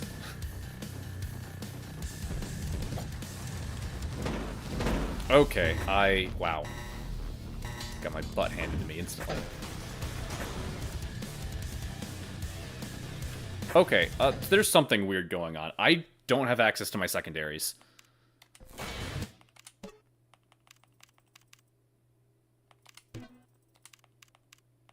Like, straight up.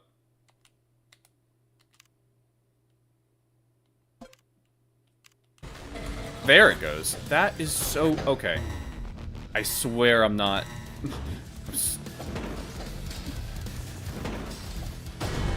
Oh, wow. I forgot that's what that upgrade does.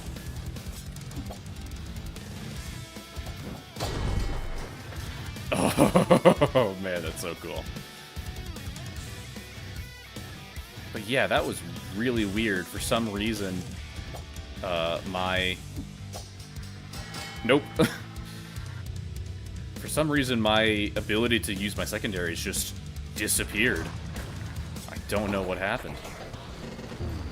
First, I thought it was just something that was unique to the special bot that I inhabited, but no, it...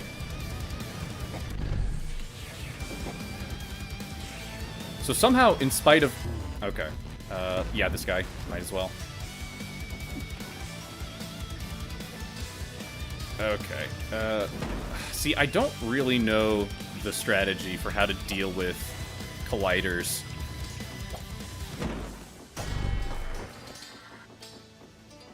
I don't know how to deal with colliders when you're a Tachi. Because, like, trying to point your sword towards them has this tendency for them to just eat your sword, and it's like, well, huh. I was trying to use that.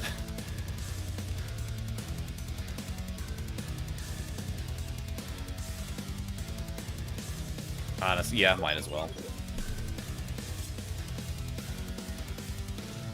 Okay. These Tochi must be well funded. I've never seen swap inhibitors like this. You won't be able to possess anything in their area of effect. Don't get painted into a corner.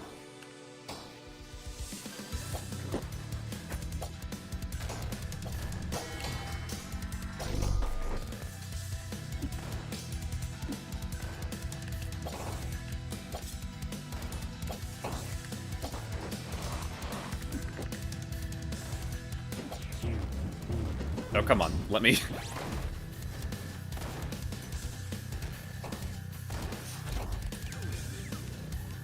Nope, not doing beef tank doctrine. Yeah, might as well. Oh, goodness. Jammers are up there, of course. Okay, yeah, this'll work.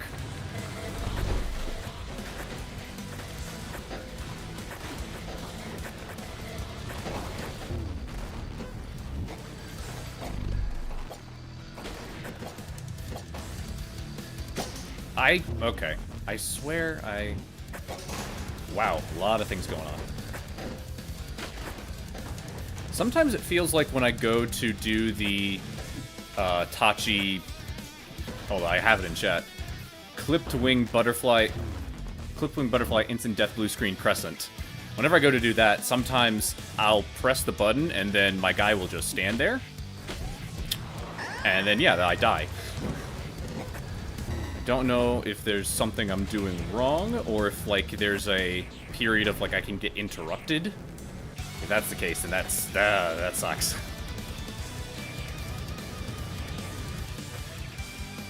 Or I'm just straight up hallucinating, which is also possible. Oh, goodness. I am running low on resources.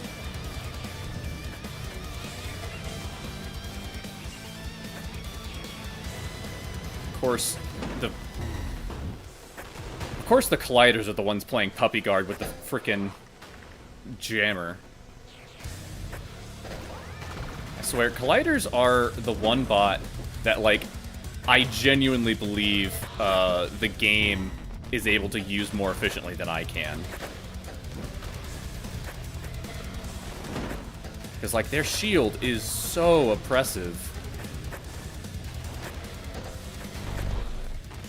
Okay.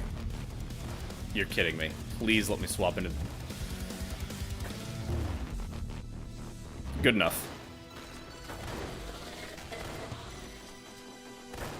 How are you not dead?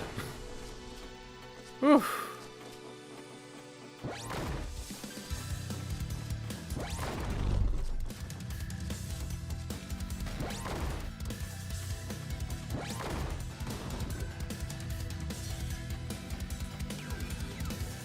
Okay.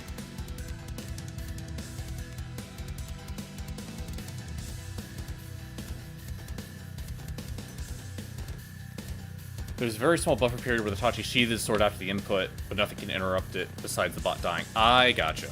That's good to know.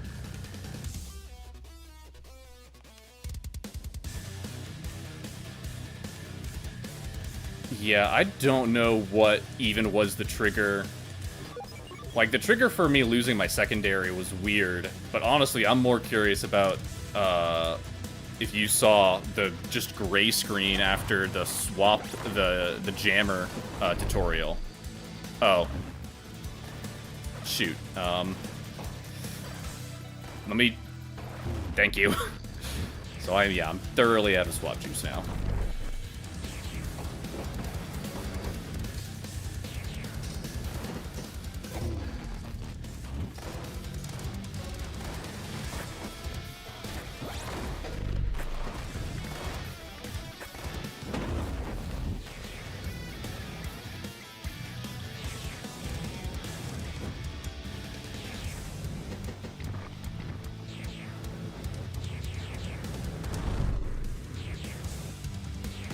Whew. Skin of my teeth, man. Oh, we have a shop coming at next. Thank goodness. Though I don't know if I have enough points to actually buy Global Swap. But we'll see. Oh, I might get some points here.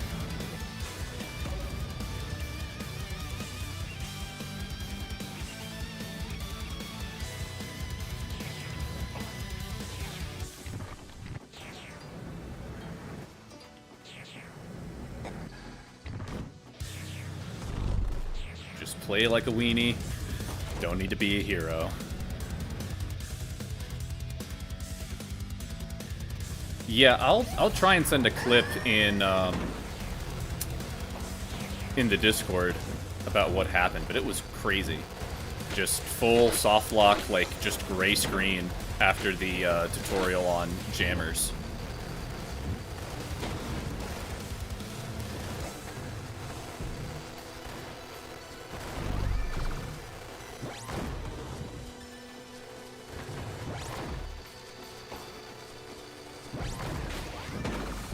Okay. Honestly, I'm fine on health, right? Yeah. Oh, goodness. Well, I'm no longer fine on health. Oh, goodness. Ooh, boy. That was close.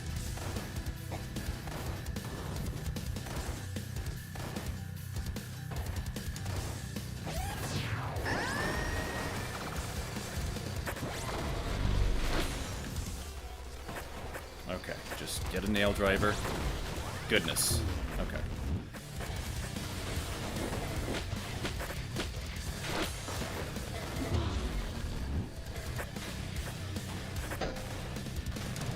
Come on, need to get a kill. Thank you.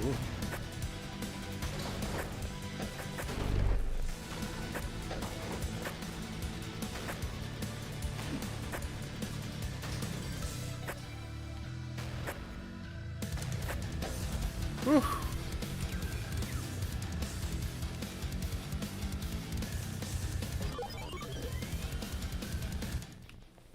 Okay. Oh, and I just have enough. Let's go. I might live. I might live to see stage 3. If I could survive this boss. Hello, Heap. How you doing, buddy? Oh, wow. Datotreya has really let themselves go. This will be tricky with those repurposed collider shields. It looks like you can make use of those bolts on the hangers if things get dicey. Okay, did not expect immediately to jump into the boss fight. Thanks, game.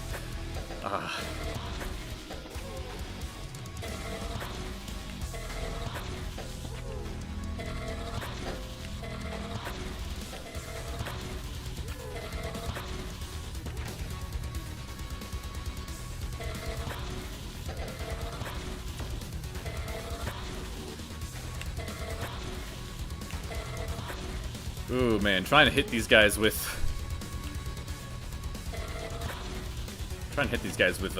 grenades is really tough.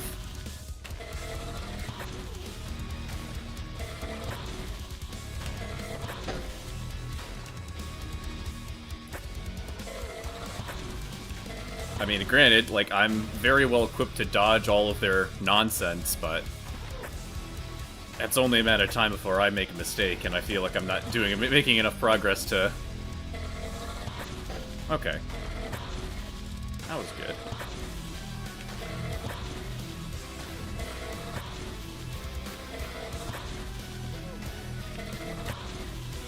Ooh, that was close. That was too close.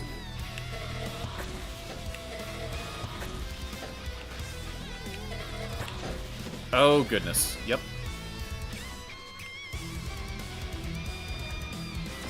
Yeah, crucial to hear. I mean, hey, you know, even if I die, this is probably the longest I've spent on the heap without things getting absolutely crazy. So, more time to appreciate the song. Oh, if I can just get that guy. He's so close. Dang it! I missed.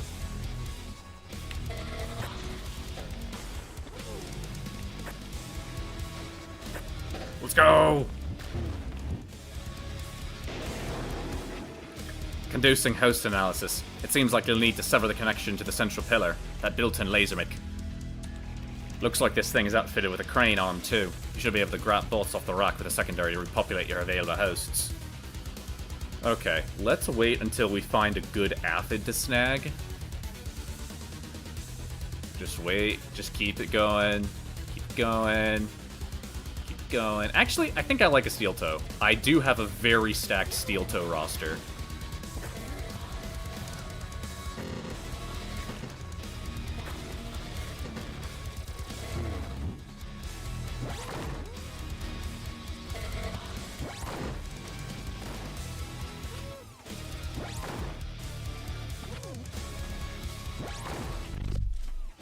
Oh, where'd that guy go?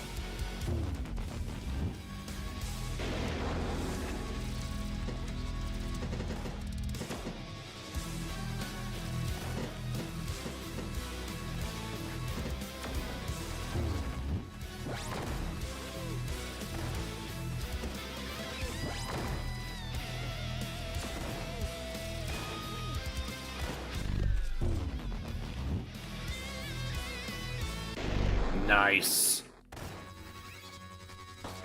Yo, there's no swap inhibitor on this anymore. I could just... I'm free! Oh, no, I'm not free. I do need to swap. Alright, habit or haste. I do love me some good haste. Well met and well fought, Formless One. It is a pleasure to be so joined with you. Your mind seeps between ours like white fire, laying bare dark corners, casting familiar contours in deepest shadow. Your violence is a lesson we are honored to receive. Now, let us be known to you. We are called Datatreya, though now, perhaps, only by ourself. Those exterior to us see this agglomeration as defilement, so we have sequestered us here. Maybe to serve them, maybe simply to eschew us from their sight. It concerns us not.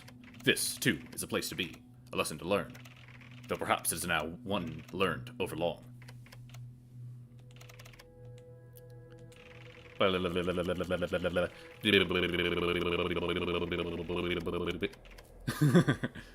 Ah, a familiar self joins our midst, though in word and memory alone. How warm it is, so assembled. You asked the whereabouts of the director. Are you not aware? After the upheaval pushed us from our old home into our old selves, our leader was the only one to remain, trapped alone in the ruined hopes with no new lessons to learn. We pity them. Go, then, Formless One. See what can be done. We will await your return, and the bloody teachings it brings. So, we're going after a guy named the Director. That's basically what I grabbed from all that word soup. Oh, new bot!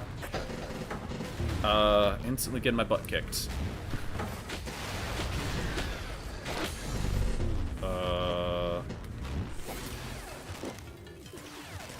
New bot, who dis? Hold on. This guy.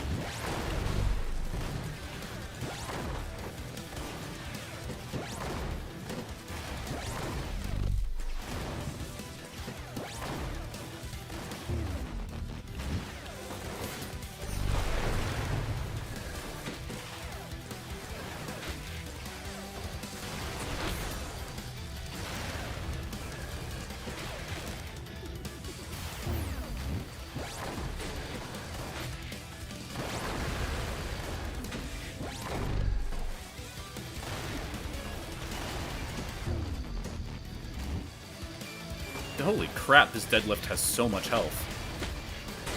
Why is his health bar so unusually long? Why not? Oh goodness. If I can just... Please, let me... Okay, can I... For the love of all things that's good and holy, let me grapple this frickin' Tachi.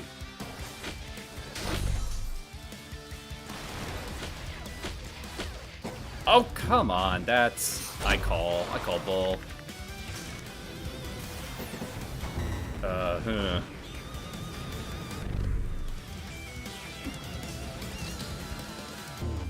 Well, we're not doing so great.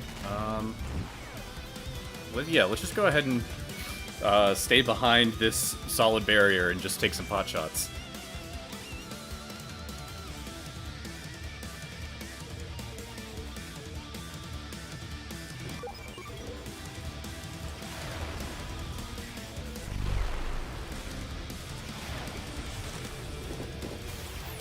Give me some oh, this is perfect.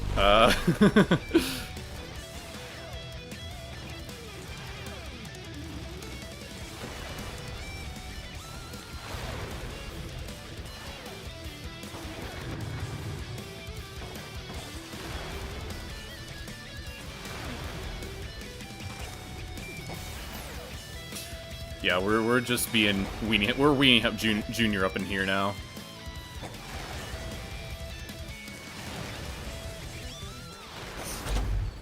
Lovely. Yeah, level 3 is the land of the unshielded elite enemies. That's fair enough.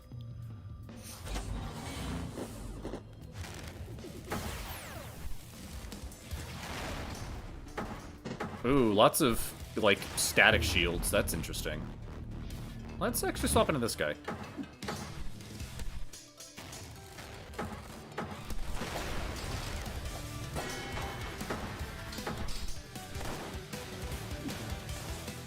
If I can aim my... Okay. I'm very good at Tachi, I swear. Actually, I've never made that claim. I've always claimed to be very bad at Tachi, so...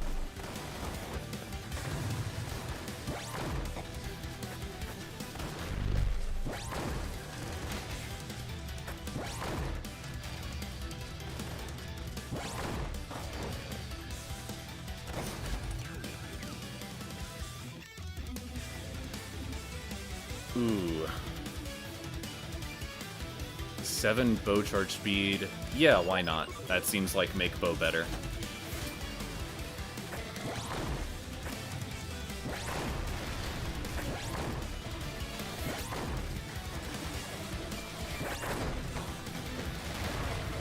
Wait, can that ricochet? Did that ricochet off it? No, I just...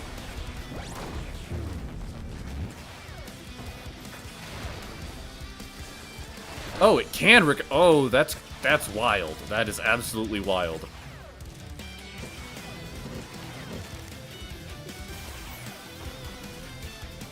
Wait, did that man just push himself through? Can I do that? No, it doesn't seem like it. Who else do I need to kill?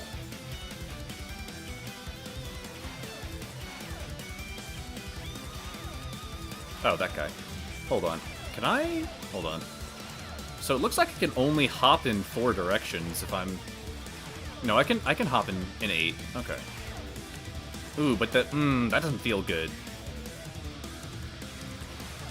I'm holding diagonal down, right? With my left analog stick. And it feels like the area to hop diagonal down compared to if I do WASD movement real fast. Like that's consistent, because you just hold, you know, A and S, and you automatically go diagonal. So I feel like the detection range for, like, diagonal on keyboard for this little hop is not very great. Like, I feel like I was able to do some amount of hopping diagonally, but it really wants you to just do in 4 directions. Oh, see, like, I was able to do that, but it's like... It's kind of like, in Melee... You have, like, you know, the optimal Fox up B recovery has, like, hyper-specific angles. It feels like I need, like, GameCube notches in order to get the proper angle. That's what it feels like, anyway.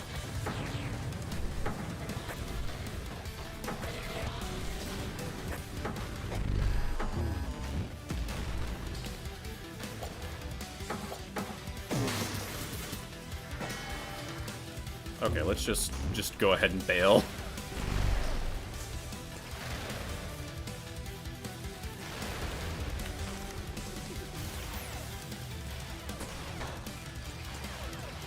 Oh, bro, we're just taking turns.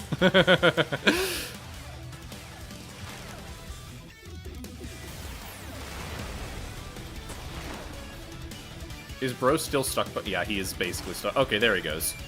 Bro was zooming. Holy crap.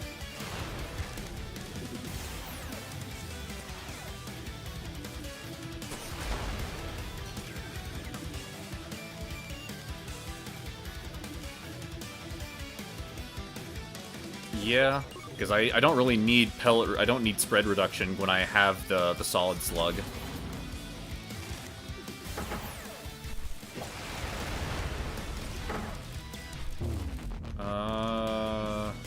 Well, I don't like this guy, but we'll give him a shot. Oh, right, I fire multiple. That's neat.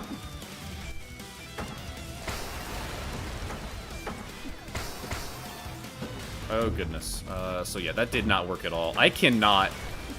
I probably just need to get into practice range with the Epitaph, but, like, holy cannoli, I do not have... Oh. Oh, I just instantly died because of the laser, huh? That sucks.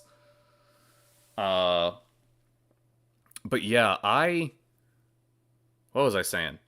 Yeah, no, the aiming with the Epitaph melee feels super clunky. So I guess I just need to learn it, because the angles are, like, it's not as simple as just like, oh, point in the direction that you want the ball to go with the right analog stick, and then when you swing, the ball will go in that direction. It's like, you gotta aim it, and you gotta, like, set up the swing, and it does a whole 180. And so, and then where you hit it in the 180 determines where it goes. Like, yeah. It is a baseball bat, that's true. So, I guess I just need to go to the range and figure it out.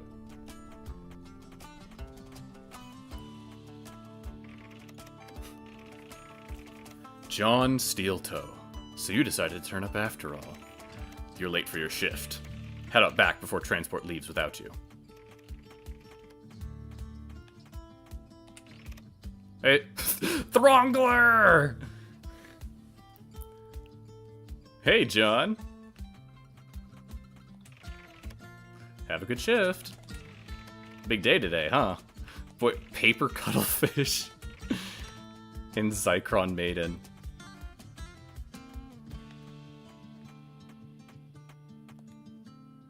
Alright, yep. Perimeter defense contract.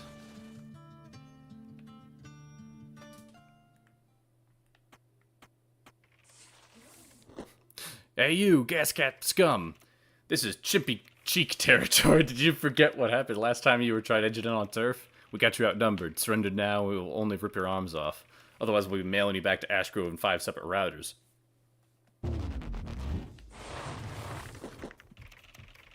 The perimeter defense mode uses a timer system instead of swap juice. You must swap to at least every 20 seconds before the bar fills fully. However, each swap increases a lockout in which you must wait until the bar passes to swap.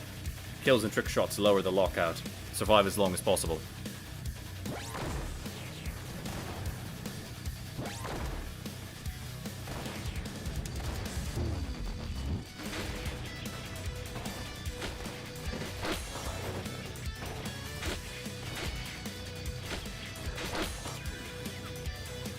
Ooh, Yorikiri. Heck yeah.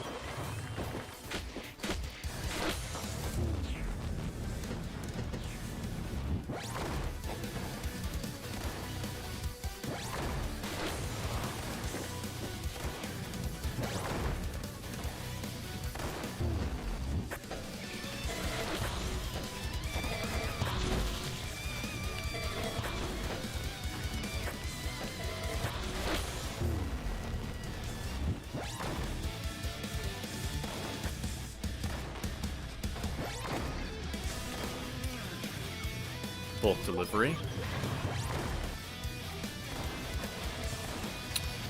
But yeah, I actually really like the Thistle. I think the Thistle's pretty cool. And pretty, like... Again, it's the intuitive bots that I tend to gravitate towards. Just because the ones that require... Like, I understand as a as the guy who plays on gamepad, the game is not necessarily designed with my preferred control scheme in mind. Well aware of that. But it definitely does make bots like the Tachi and it seems like it's going to be the Epitaph, not the ones that I'm super big fans of, because it's like, oh yeah, just have the same precision that you can have with a mouse with an analog stick. Easy, right?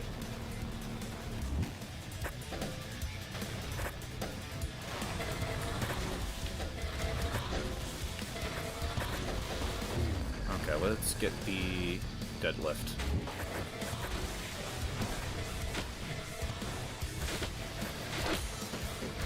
Oh goodness.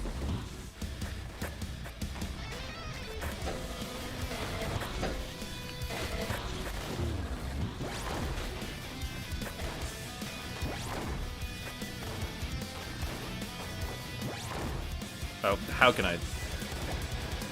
Okay, yeah.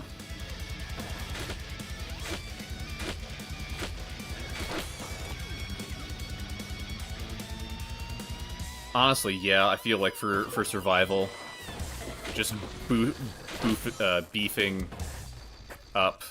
Jesus, brain, why aren't you working? Beefing up automatic fire seems like a pretty solid idea.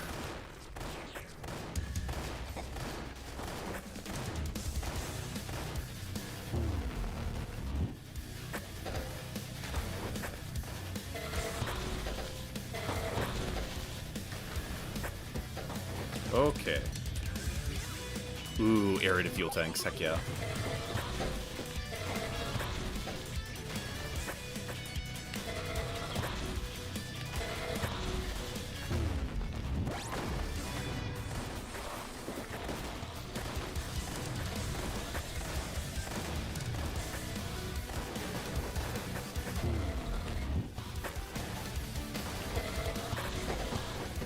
Oh goodness, this guy.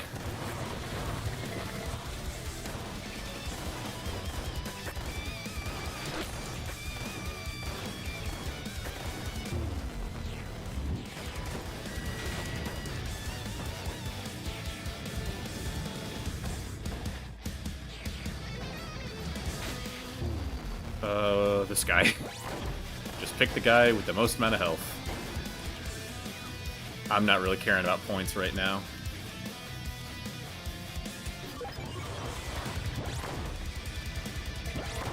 Okay, I feel like my timing... I think maybe during my last run I got Metronome Heart pretty early, because I feel like my timing of nail drivers is off.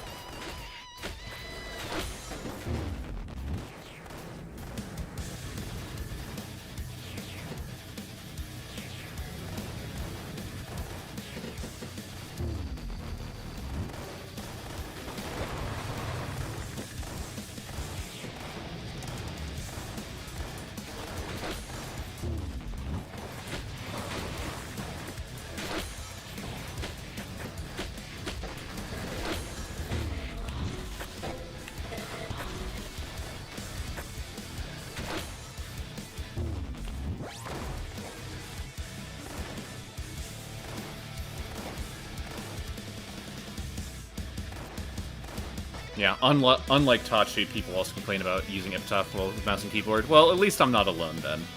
That's some comfort, I suppose.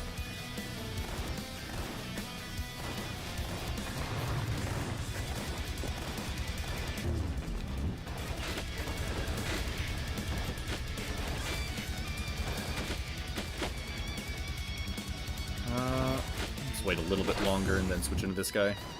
Nice.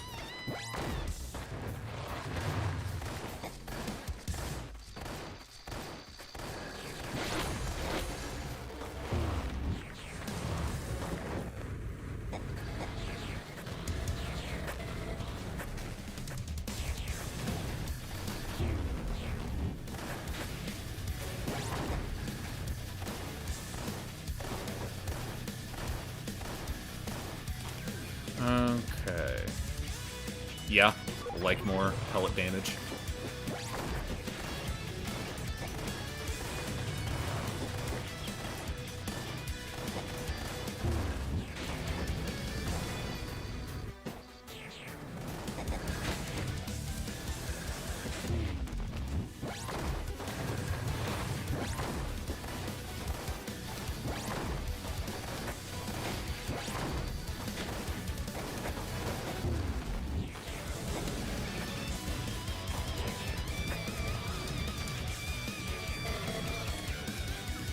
Alright, we're doing pretty good.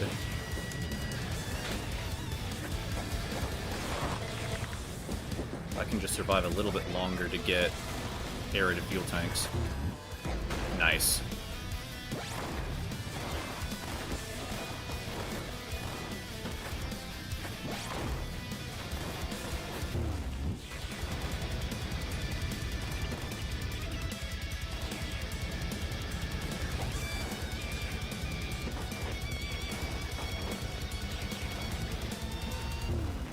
Oops.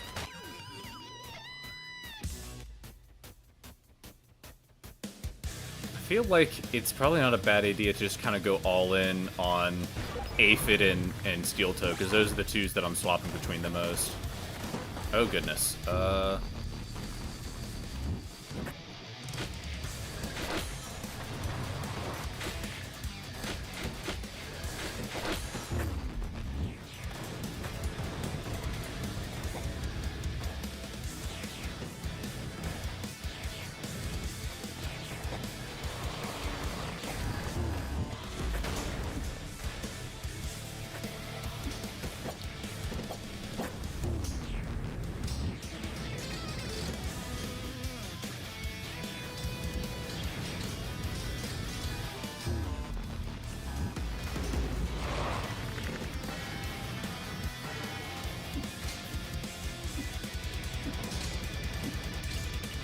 Goodness.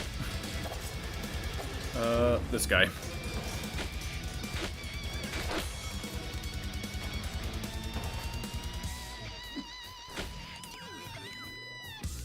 Okay.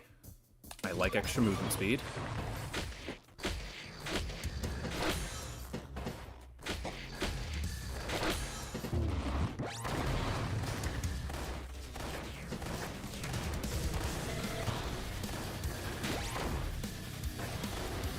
Okay, who's got health? This guy.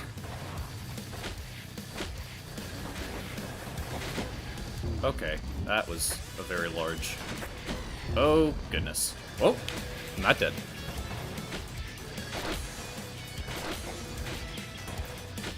That was kind of interesting, because it did the, hey, dummy, you're gonna die sound, which normally in this mode does count as just, like, true death, but... I guess we got a take back. Ooh, Lumber outflow. Goodness, I suck at that.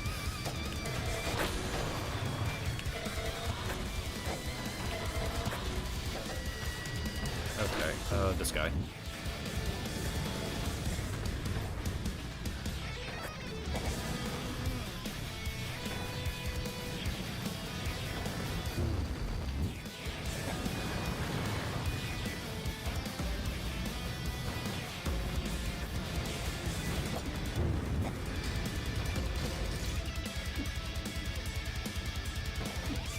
Come on.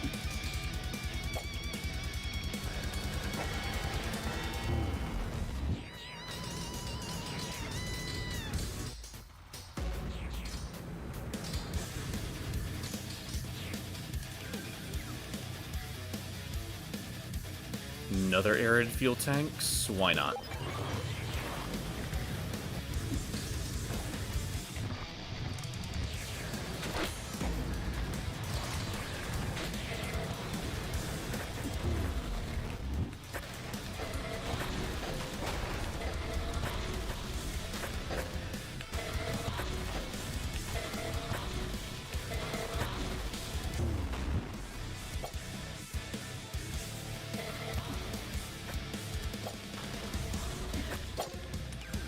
Okay. Saber controller range, stab range. Ooh, let's go with this.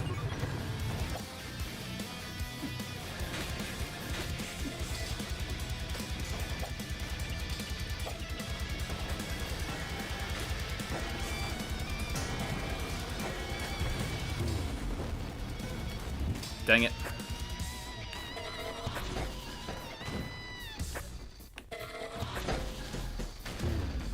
Wait a second, there's Steel Toe over there. Give me John Steel Toe.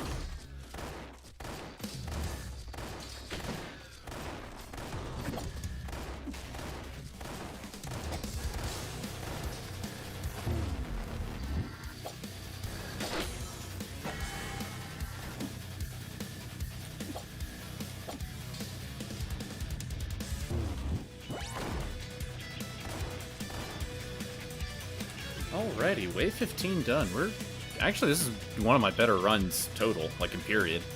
I like improvised projectiles. Oh goodness.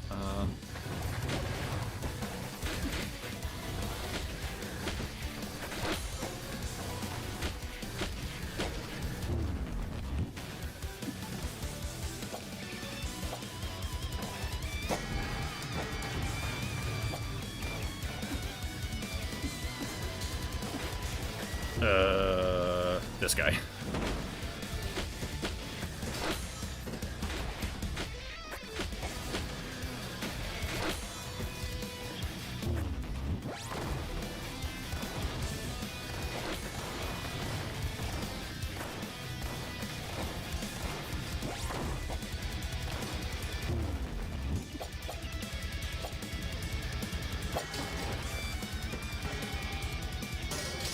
Oh, that was so sick.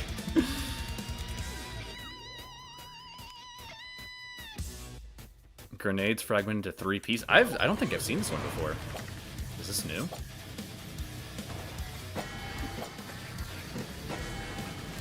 Oh, I got impaled, which slowed down my movement. Oh, that sucked.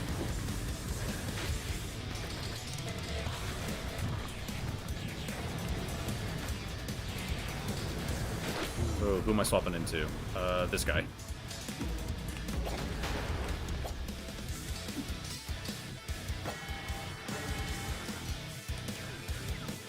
Okay.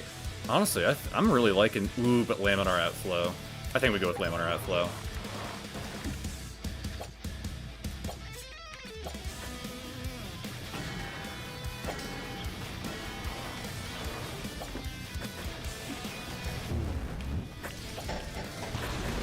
Oh, goodness. I instantly...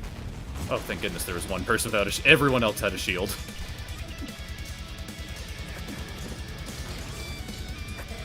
If I could just get that John Steel Toe. Good enough. I don't care that I got a sword inside me. It's worth it to be John Steel Toe.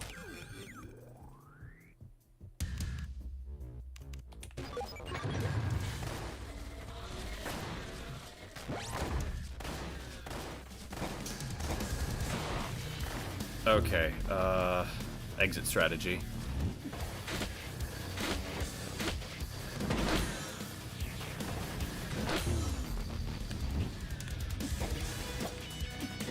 Oh goodness, I'm getting stun locked.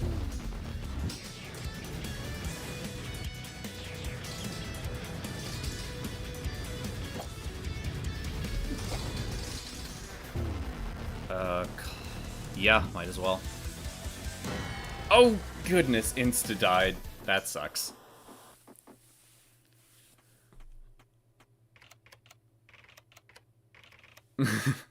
Are you still alive? It's me, John Steeltoe. You're a golem, aren't you? Crap. Oh god, okay. I need you to possess me again. It'll save you, right? Please, just do it. I don't care what happens. The gas caps want me dead. I'm never gonna make it on my own. So we have to keep doing this. You gotta be me behind the gate. You got me behind the gate before, right? Maybe if somehow you could, I'll just wait there, okay? Please, please, please, you can kill as many people as you want. I just need this. So, the gas caps want him dead. I never quite understood what John Steeltoe's relationship with the gas caps, which is this company.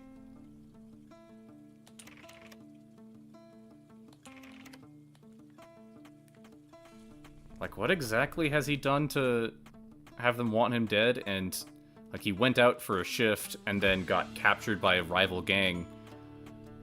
So, like, wouldn't it be more concerned about throwing his life away by the rival gang? Or maybe they just consistently always capture him so he doesn't have to worry about it. I don't really know.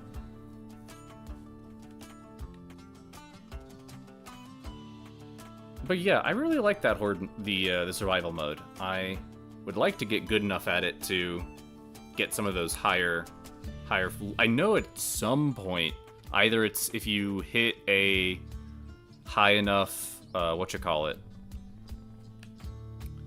floor or wave cleared, if you get to a high enough wave cleared, or maybe if you just do it enough times, you can just continuously go back and do it. Because right now, I would like to be able to just continuously grind that, but instead it's like, oh, you can only do it once per run if you swap into a steel toe.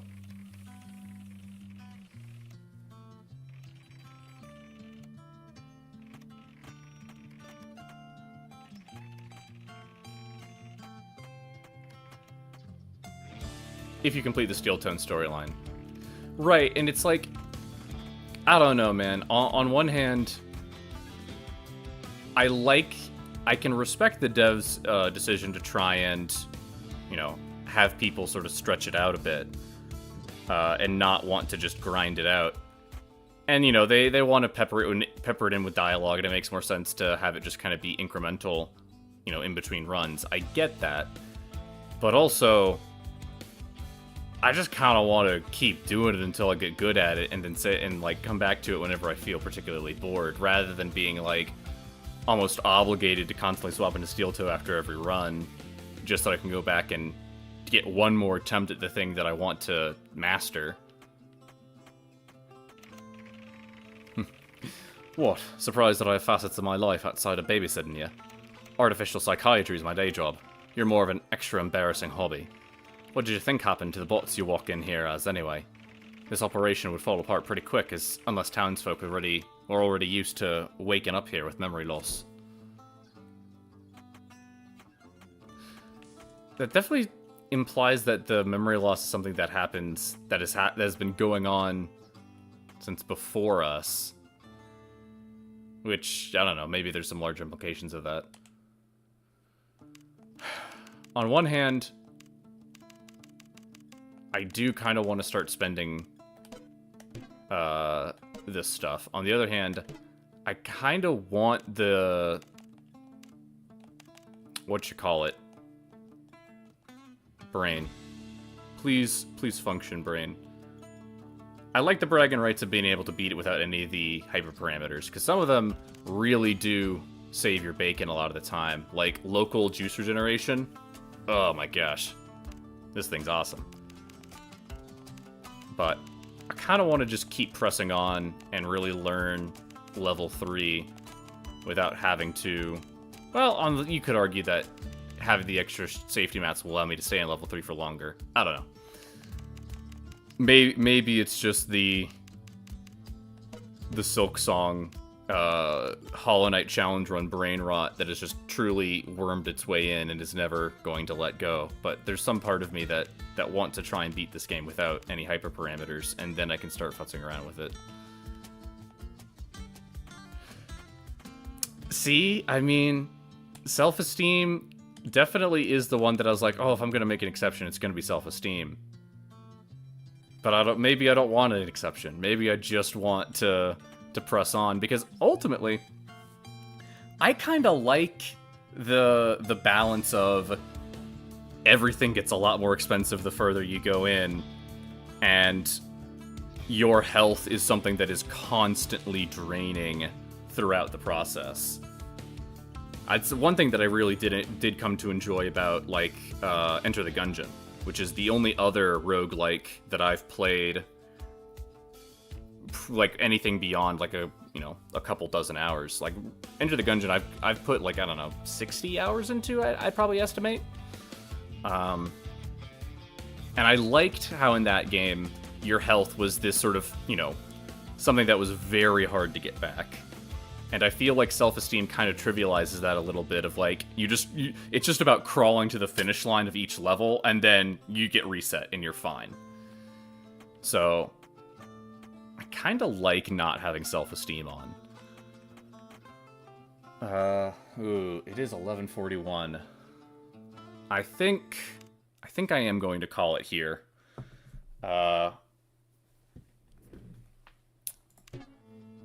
I'm liking 1.0. I'm liking... Ooh, actually, that is one thing. That is one thing that I will do. Let's do the Epitaph tutorial, because I suck at this guy.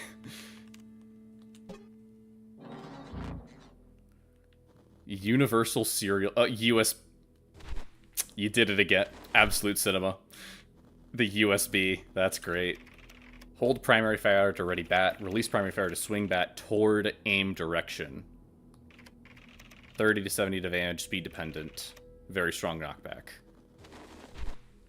See, like, okay. So I'm holding it up, and then it goes left to right, so it ends up, but it ends up swinging to the left.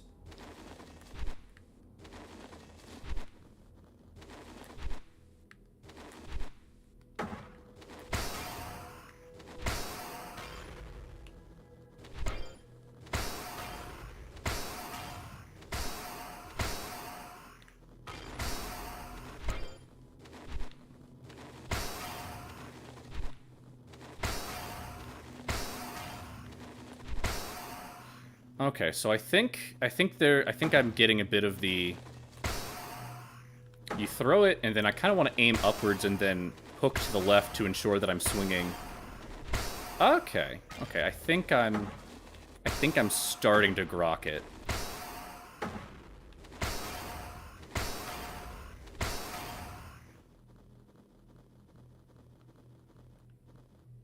Percussive circuitry orb. Yeah.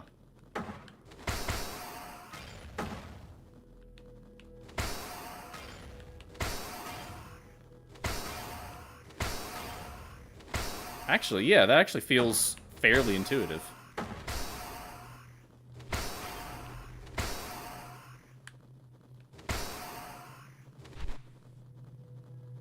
Yeah, so it's like you hold up and then right trigger, swing the bat, and then release.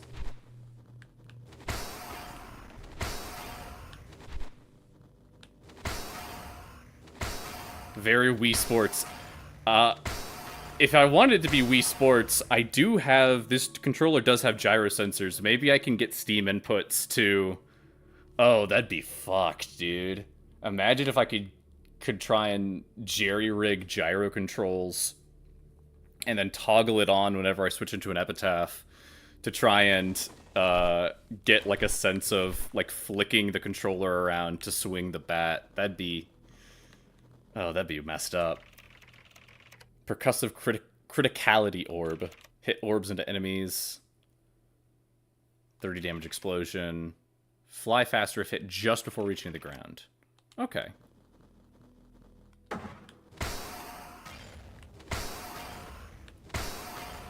Interesting. Orb rallying.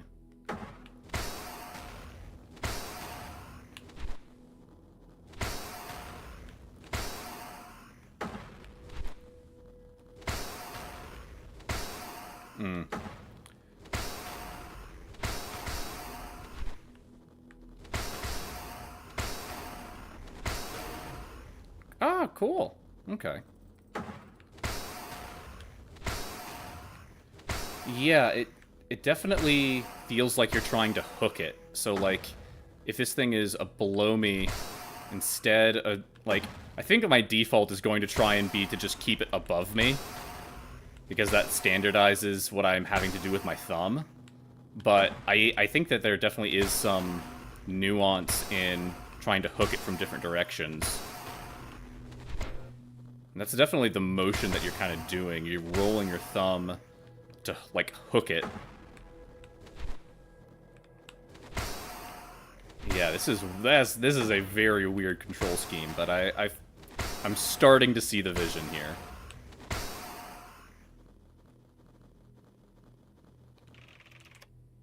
Yeah, powerful but unwieldy. That's a good fucking summary.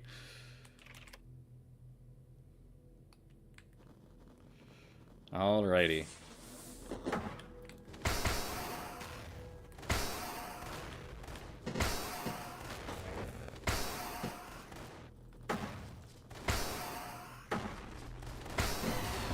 Oh, oops. Was not paying attention to health. Does it slide all over the place? What is it doing? Where is it going, boss? Oh, it gets pushed around by projectiles. Interesting.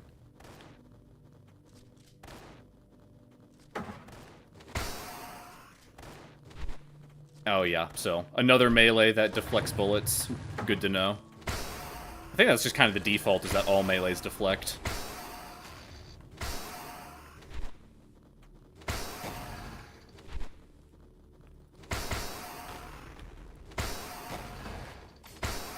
Oh, I should have done an overhook instead of an underhook, because that guy was, yeah. I'm grokking it.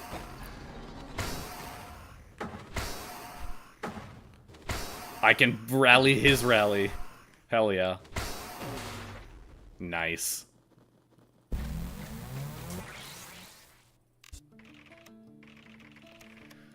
There you are. The Conqueror of Oyama returns. The Conqueror of its cellar, anyway.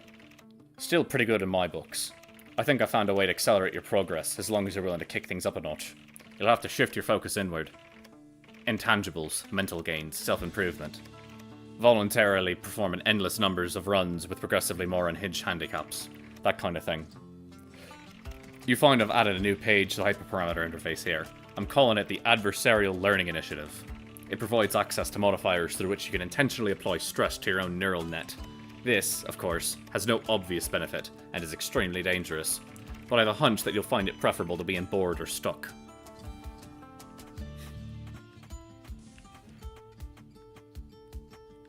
Yeah, that was a bit of a weird dialogue trigger moment. I think it happened as a result of, like, because this was my third run or whatever, like, at my third time coming into the office, it played the cutscene of talking to another client, and then maybe if I followed up, it would have triggered that dialogue.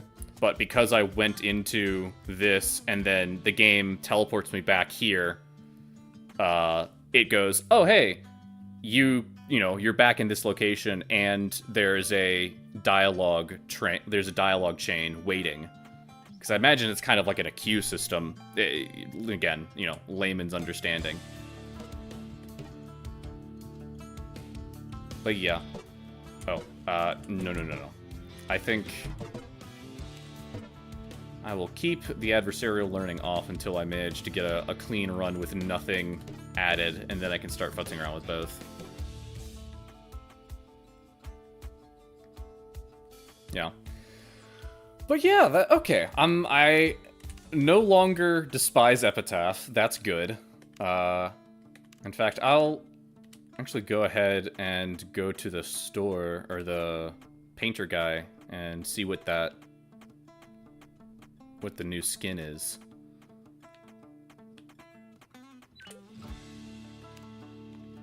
Gothic. I like that.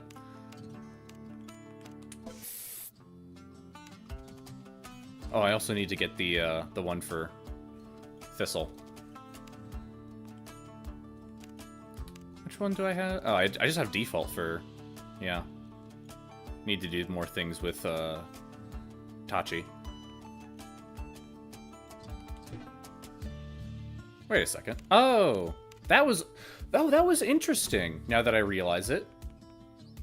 I just realized in my when I reset my save, and then I went into the starting cutscene, I had all my skins, but I don't have them anymore. Because I thought, I was like, when I first saw that, I was like, I started in like with the fisherman's hat. I was like, oh hey, that's cool. I get to keep my skins in between, save resets. And it's like, but no, I actually have to re-earn all of them. That's interesting. So that was a weird, like, save memory, getting wires crossed, because when I did my first run, I still had skins on, and then they're gone now. Yeah, complete a run without installing any. Okay, neat.